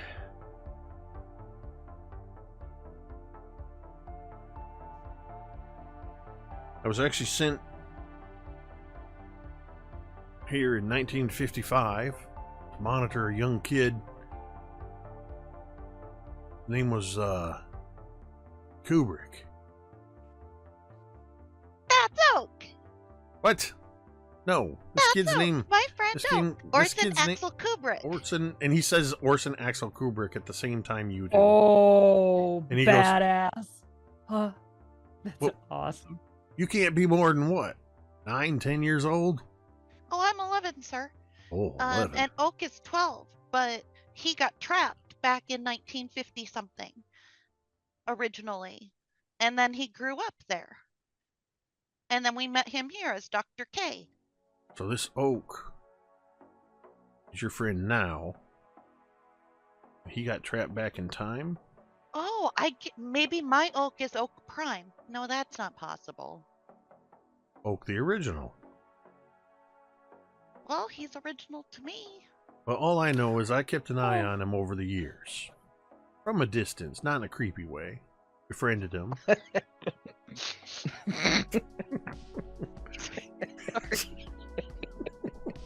Let's clarify that, not in a creepy way. From Yeah. a distance, which is better. Right, yeah. Just for Sorry. my ice cream truck. The Nexus Project told me, a miner, to keep an eye on a different kind of miner from a distance. Somebody Miners for said that miners. earlier in the chat. He It was said, Jeremy. over the We went full years, circle. this kid was smarter than your average kid. And he eventually went off to college and got his doctorate. And I knew him as Dr. K. But it was Dr. K who actually started working for the Nexus Project, and he helped me to realize that, well, he helped me to realize the full extent of the nature of all of the clones, if you will. 'Cause And at this point, there were probably a lot of you. he kind of pulls his hair aside and pulls his ear down, and you see just behind his ear there's a jagged scar. He said it was Dr. K that helped me to remove the control chip. That's why I'm able to hide out down here and not be found by the Nexus Project. Wait, so all of the Jakes are being controlled by the Nexus Project? If they're not being controlled, they're being monitored. Think of Oh it. my god. Do you like spy movies? I do like spy movies. So do you know what a sleeper agent is? Oh God. I think It's- so. Imagine No, I don't. Imagine a spy that's put into place disguised as, say, a janitor or a maintenance man or, I don't know, a boyfriend. And they live and act and maybe even believe that that's what they are. But at any time, when necessary, the Nexus Project can activate them.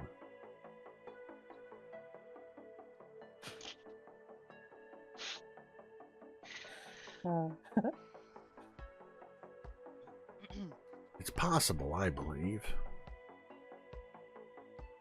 that all of the Jakes could be released if Jake the original can be found. As I understand it, he is still being kept captive by the Nexus Project, held against his will. Like in the lab? The big ass lab? Yes, in the lab.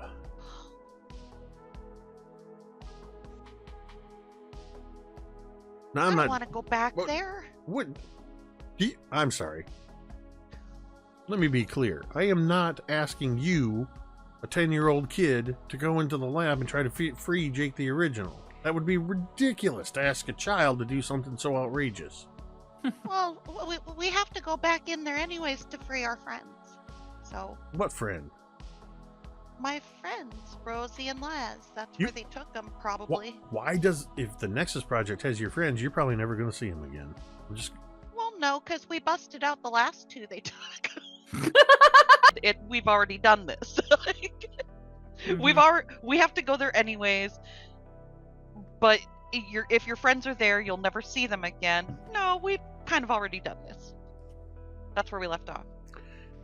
I would like you, Coop, to roll me a brains check, please. Why is it always brains? Brains. Why is it always brains, Jake? Ooh, I explode. I explode! And I stopped exploding. So that's 8, 10. 10. Nice. So, as you are talking to Jake the Miner and he's explaining all of this to you, and you say that, he kind of, like, he can't believe it, and he takes another pull from the bottle of bourbon, chases it with a pull from the bottle of Coke, and you see from where this room is in the sort of in the corner, and then there's the cage off on the other side, there is a section of this chamber that kind of goes back like a hallway. You see a part of the shadow in the hallway sort of detach itself, and it's man-sized, and you see a figure starting to step forward, and they are moving stealthily. High voltage. Oh. What do you do? I pointed out. Who's that? Jake the Miner turns around just as a figure who is clearly another Jake. This Jake, middle-aged, the beard is neatly trimmed, coming to a bit of a point, the mustache neatly trimmed, wears thin wire-framed glasses, is wearing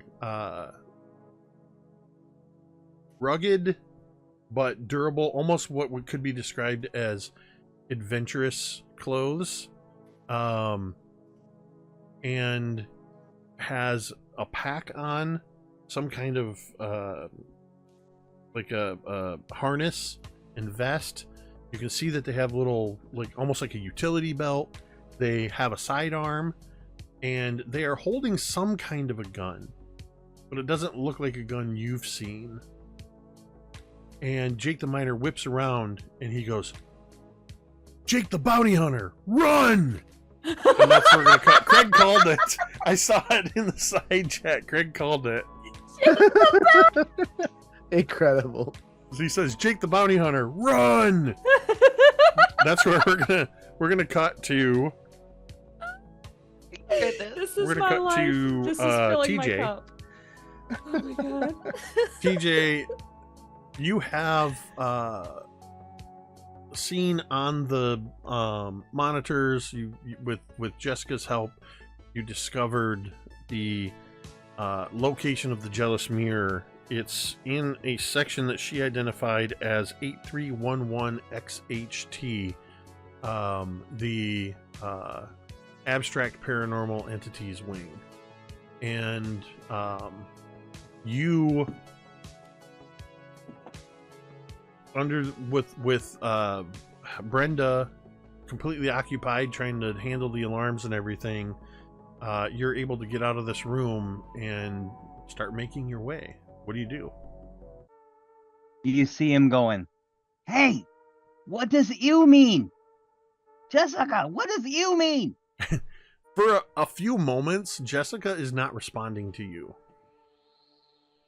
So you are on your own for the next few moments as Jessica basically put you on hold. I am going to immediately look for a, like, janitor's closets, something like that. White lab coat, anything like that. We're going to do a D100 roll. since you are now in hallways with green doors.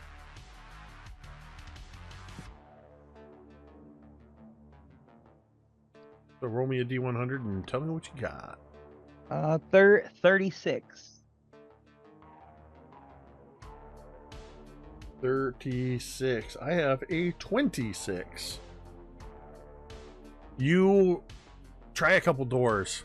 They're locked. And then you get to a door, open it, and as soon as you open it, you see a large room that has several round tables with plastic green chairs, and you see a bank of vending machines along one side. You see that there's a partition and a door that leads into another section of the room, where on the other side the walls are less white, they're a little more yellowy, and you can see that there's ashtrays on these tables in this room. It seems to be a cordoned off separate smoking room. This is some sort of cafeteria, break room, and in here, because of that dice roll, you do find that somebody has left behind a lab coat. All right, I grab that. Is there any cleaning supplies in here? Not in the break room. Is there like a little kitchenette looking underneath the cabinets, stuff like that? Yeah, we'll say that. Yeah, there's a like the one corner of the room when you walk in. There's like a countertop, couple cupboards where people probably keep their work bowls and a few coffee mugs and things like that. There's a coffee machine, and looking underneath, you would find some basic cleaning supplies.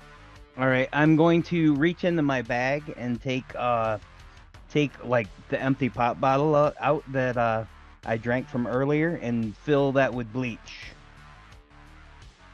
Okay. And put that back in my bag. Okay, you have a bottle of bleach now. Okay. Looking around for any other thing. Is there any kind of name tags, anything like that? Anything left over? Roll me a in here? D100 one more time. You're basically going to have to roll what I rolled for there to be a name tag. Okay. 003. Is that 3? That is 3. I rolled a 54, so no name tags. Okay.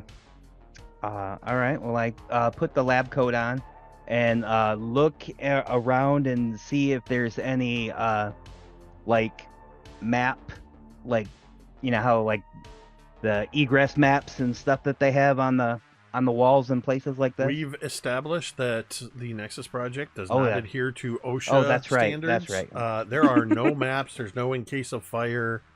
There's no tornado or evacuation plan. Nothing. Okay. And does this have a number on this room?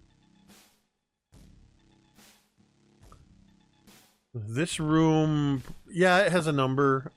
It's a completely different set of numbers in alphanumeric code from what you're looking for. Okay. No, and I understand that. I'm just like, so I want to be able to, when I go out, I'm going to be able to see which way the numbers go so that I can try to follow the path. So I'm going to, when I come out, and yes, I'm is there any clipboards or anything like that in here? No clipboards. Okay. All right. Well, I'm gonna take my notebook out of my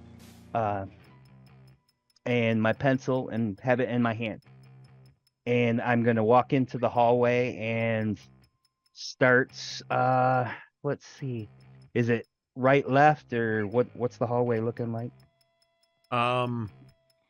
You can continue going basically straight from the direction you came from the security offices. Okay. Pretty much a straight hallway for a while. Yeah, and I'm basically kind of seeing which numbers, the way the numbers are going up, and see if we can kind of see if I'm heading in the right direction from what the number that I wrote down. Like, Okay. Is it increasing toward that, or, you know, And if it's not, then I'm going to turn around and go the other way. Okay.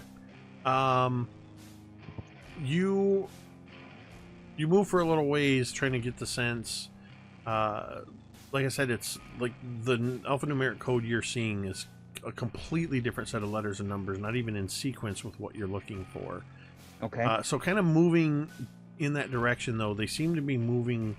We'll say that you're sort of in an area where it's like the number was maybe like 15, and then it's going 14, 13, 12, 11. So you're getting kind of like when the mile markers on the highway start to get down to 0, you know you're about to cross a state line or get to an a changeover or something.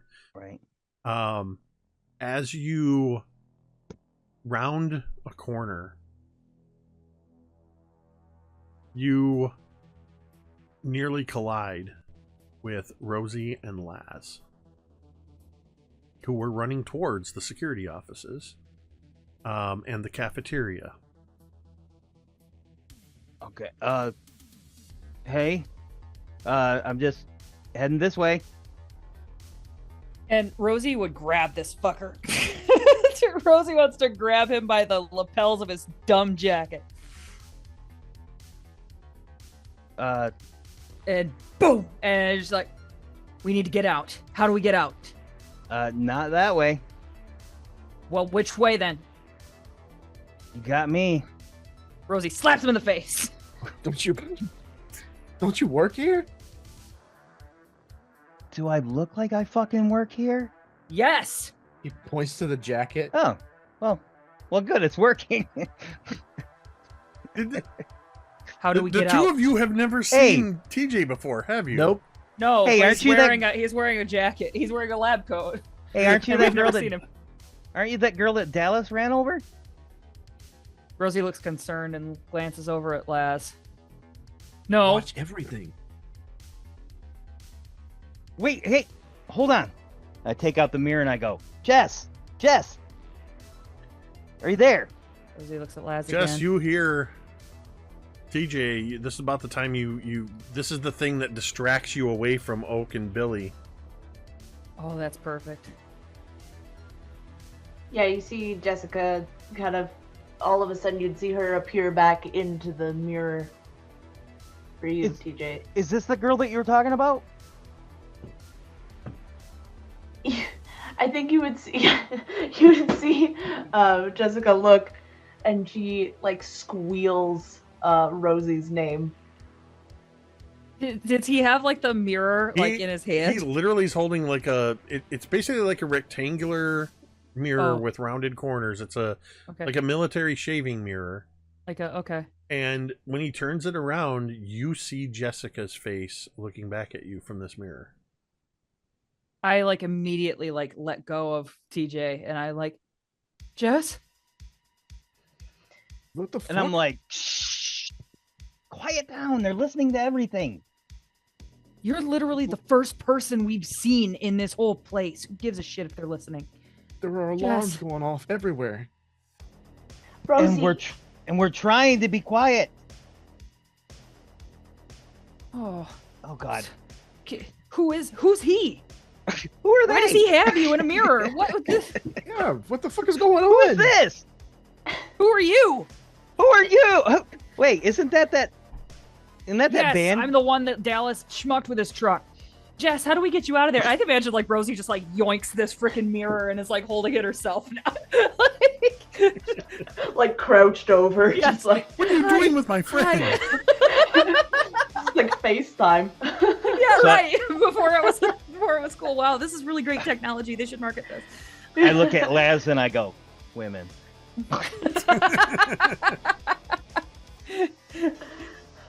Rosie gives one mildly threatening look to Laz very quickly and then like looks Laz back and says nothing.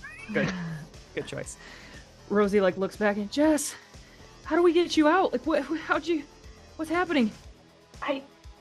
There's a mirror here. In the I know, lab. I have it. Oh, another. A And I big take out the notebook and we're looking for this. And you would recognize the numbers that he's showing are further up the sequence from what you saw at the intersection. and that it's I think it's down that way somewhere. the abstract paranormal entities wing. Wait. Whatever you're looking for, it's here? It's the way to get me out. Wait, you said it's a mirror? Jessica nods. And Rosie kind of is it called the jealous mirror? Yeah, that. I look over at Laz, concerned. What? I don't want to go anywhere near that thing. We have to. Wait. Look that's back. what- It's the only way for me to get out and for Anne to go back. Do we need her? Not. Rosie, please help. Who's coming out if we look in? Wait, hold on. Isn't that what you were saying? What Persephone was saying caused her to Yeah. break? Yeah. But if it's the only way to get Jess out, then we have to. We have to. And Rosie looks at Jess in the mirror and gives her a reassuring nod, and then hands the mirror back to TJ and be like, "All right, science boy, where do we go? Jess, Do you work here, or is this?" I kind of ignore it. Jess, can you the mirrors at in the corners? Can you see out of those down the hallways? Oh, Can you tell us it's anybody's coming? convex Can mirrors? That is- Jessica? Interesting. I would say That is yes. creative. Can you thinking. guide us? I would say yes, because you are essentially in this mirror world. One of the things, Jess, that you've learned to do is sort of within a certain proximity. It's kind of like jumping through an old telephone switchboard. You can sort of see from your end where the different mirrors are, as long as you maintain visual contact with another one. But the mirror that TJ has is kind of moving. It's very abstract, but also kind of a little bit like when Professor X kind of looks in through the machine to see everybody. And so yes, so she you has can to do what see he's the asking. mirror. If she can see the corner mirror, she can kind of jump. Yeah, Yeah, if you can just tell us which way to go, or if someone's coming. That part you can do. Anything. One of the reason you've needed TJ's help so badly is you cannot see or sense the jealous mirror. Right. Oh, okay. Right. So yeah, Jessica will kind of turn her head. I imagine you see this smoke engulf her face as she's looking to the next mirror. Start waving my hands in the hallway. Can you see me? Should be down the hall. I can see you.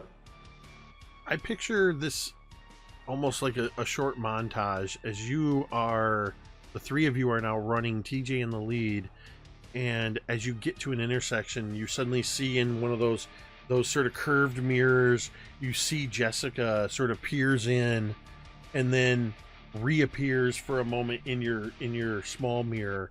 Cool. The coast is clear, and then just there's a little bit of this kind of that happens for a little bit until you end up at that intersection that the two of you, Laz and Rosie, passed. And TJ, you realize you're about 10 doors away from the door you're looking for. And in just a moment, you're standing in front of door 8311XHT.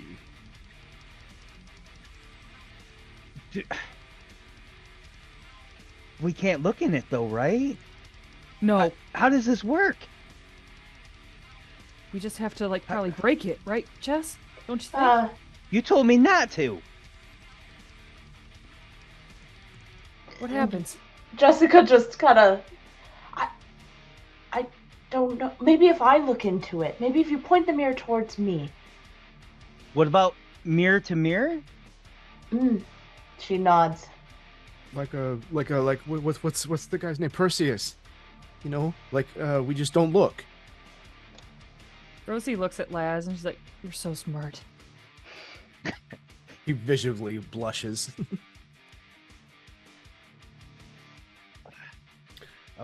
So, what's the plan? Are we Is in the room anybody- yet? Let's open up that bitch. Jess, can you? Is anybody coming? I want to kick the door open. Jessica looks. Can you look both hallways if you can? Jessica, please roll me a D100. No. I choose not. Wait a minute. I'd rather not. No, thank you. I'm okay. That's a 56. No, thank you. No, thank you. Decline. What, I'm sorry. I can't do anything without consulting my attorney. okay, actually roll a D100 though. Yeah, 56. Yeah. I rolled a 17. There is nobody coming. Okay. There was a 10% chance that there was going to be somebody coming. Hey, Laz, do you have a handkerchief around your leg? Why, what? I look at Laz and we're wearing our Yeah, or frickin' do you have like a prison bandana uniforms, and I'm tied like, to your No, like, they're pants? wearing like We need to cover our eyes. Do you have like a bandana tied to your pants or something? they're not wearing their civilian clothes. They're wearing, Oh, that's they're right. wearing prison scrubs No. basically. We've been held Okay. captive here. Are you wearing? You Do just you have a kinda, like, bandana around your leg? Yeah, I Laz thought that's and what I you both guys like did. look at each other. No, Uh, Rosie's not even wearing her hat. It's bizarre. so I just cover our eyes, I guess. I mean, my eyelids work fine. Closing our If eyes you- seems like the best If bet. you trust that. You ready? Are you ready, Jess? I'm ready. Okay. Oh, is the door unlocked? Hold on. Before Jess, before he does anything, are you guys like dating now? You and this guy? What? Are you and this What? guy dating? What? You hear this like like a- shrill, So- like. Just in case it wasn't like a long-distance clear in the relationship. notes, the first indication we had that Jessica was talking to TJ through the mirror was the mirror was steamed up, and he wrote TJA, and then from in the mirror appeared JAS, and then a heart was drawn around it. I mean, So- like we're talking and stuff. There's an implication. Rosie is an empath. There's like she can no tell by how labels they're on So, it. there's an unexplored aspect to this that Just in the talking stage. to whatever degree you definitely found somebody that you could talk to and that understood you and seemed to have, you know, not to be too weirded out by a girl in the mirror talking to him. So the Bar's only low. person she's spoken to in months. from What's there, felt I like think the months. reaction is pretty fair, though, that you're a teenage girl that was just asked if you're dating a guy or like him. So What? do with No. that Oh what you yeah, will. no, yeah, definitely came across maybe a lot more shrill than it What? should No! have. No, what you talking about? No. No way. It's like a camp friend. Hung Oh, out I'm over the dating somebody. summer, but You wouldn't know her. So I'm gonna reach over and try the door. You reach over, you turn the knob, and the door swings open. And with that, we're going to cut over to Anne. Oh. Frozen in the moment of time, as this man peering from next to the door looks at you, Anne, and he says, "Don't be afraid. My name's Jake. Jake the fugitive." Why did you just like come through that door? What was chasing you? Nothing was chasing Why me. are there hands coming out of the door? That wasn't my hand. I don't know who that was. But if they're not willing to show themselves to you, don't trust them.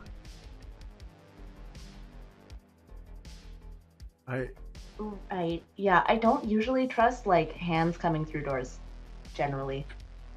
It's generally a good idea not to trust hand stuff.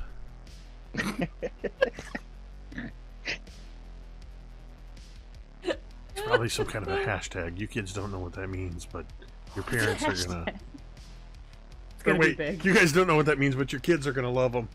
Yeah, there you go. I think I needed a movie reference. You're not ready There you for go. that yet, but kids are gonna love it. You're stuck. You're stuck in a moment between moments. I can get you out of here. Great. Where are we going? Not back through there. She like points at the door. I can take you through here. And he points to your off to your side. And if you have the door that you're standing next to that he came through, and the door over here that the hand was trying to grab you, there's another door here now that wasn't there a moment ago until he mentions it. That door will take you where you want to be. Where is that? Only you know that. This is very cryptic and very deep. Welcome to paradise. Right. Where are you going? Are you also gonna come through this door? Oh, no. I can't go through that door. That door's for you. I never go through the same door twice. That was the fugitive part of my name. Right. Yeah, little prescriptive there. Yeah. All right. She says as she like kind of shuffles towards the door awkwardly, not like leaving eye contact with Jake the fugitive. Trust me. I'm one of the good ones. Thanks, Jake. She says as she like slowly turns the handle and walks in. As you do that, you glance away for a second to grab the handle, and you look back. There's a new door opposite this one. So we now have like a square of doors that are each one about maybe 15 feet apart. And he has his hand on this other door. And he kind of smiles a half smile at you as he opens the door, and he goes, "Good luck, Anne." And he steps through his door. Wait, how did you know my... As he like... And as the door closes, it goes... And when it hits the ground, there's a splash and it's gone.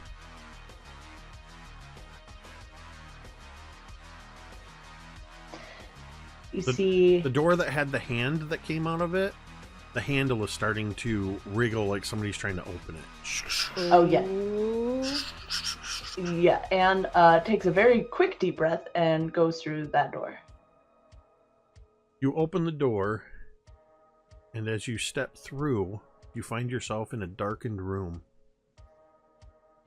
There is a single light that seems to be coming from above. But you're not 100% sure because when you look up, there's no spotlight or anything. It is illuminating the back of an upright full-length mirror in the middle of the room. As the door closes behind you and you are standing in this room, on the other side where you can't see, you hear the sound of a door open.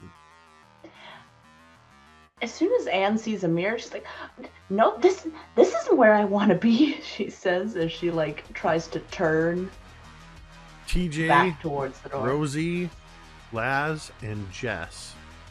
Specifically, the three that aren't Jess, because you have your eyes closed. You hear Anne's voice from inside the room say, "This isn't where I want to be." And that's where we're going to end tonight's session. Oh no! Show the mirror! Show her the mirror now! It's time! Good. It's time. Good stuff, Jake. Wow. That one. Fantastic segues. Yeah, I was going to say great scene shifts on that one. Thank you. That one, again, keeping in mind, aside from starting with M and Anne, we rolled randomly to set the scene order. So I like to keep the game part of it, in that respect. And trying to move the scenes around in a way. The only thing I knew was that some of you were going to start getting closer together. I just didn't know how. And I knew it was time for you to realize the full extent of my power, just how many Jakes there are. Jeez, so many. You don't even know, but also the fact that, Craig, you totally called that Jake the Bounty Hunter, and I'm like, oh man.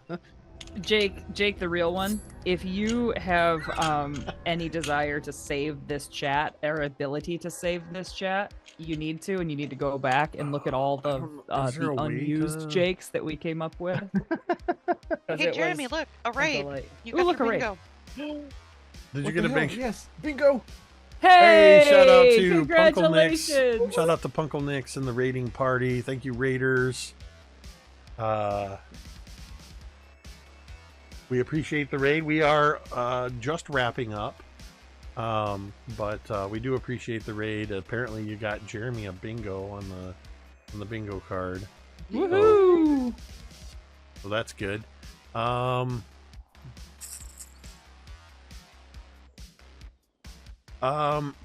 Excuse me. Yeah, the Jake conspiracy. I don't know what you want to call it, but actually, technically, I've already been identified in canon as Jake the GM. Oh yeah, when the EMP went off and we had a momentarily fourth wall break. We exist. We all exist in this place. Yeah, I am Jake the GM, and there are. I think you may. At one point, I saw you trying to recount all of them. Don't forget Jake the bus driver, from when the first day was done a second time. Jake the truck driver was the original. Jake the truck driver was in the original. Not Jake Prime, but he was the first one. Right, he was the first Jake that we saw. So this is Prime. This is an element that was introduced in the opening scene of this campaign. So it's taken a total of 56 sessions for the light to be shown on this. As far as getting Anne to this location, I will be fully transparent.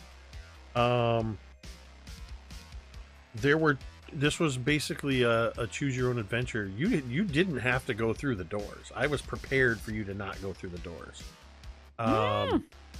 And that would have been a whole different sequence of events. Whether it would have ended you here or not, I don't know. But I bring that up just as a reminder that, please, I hope you don't ever feel like I'm railroading you into situations. You always have the choice of where you go and what you do, such as unleashing your full unlimited power and zapping a vampire out of the blue. Nothing bad ever happens when we do that. So do such a thing? No, that felt like to me, I also felt like this was a really good session. I felt like the pacing went really well, and we moved around through the scenes. I also feel like I am moving a lot of pieces. I've put new pieces on the board that are starting to slowly reveal themselves. You guys are starting to see things.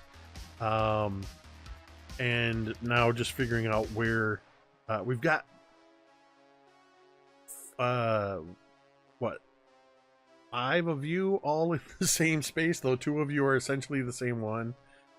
2 others of you in another same space, and poor Coop all off on his own, apparently about to have to run away from a bounty hunter.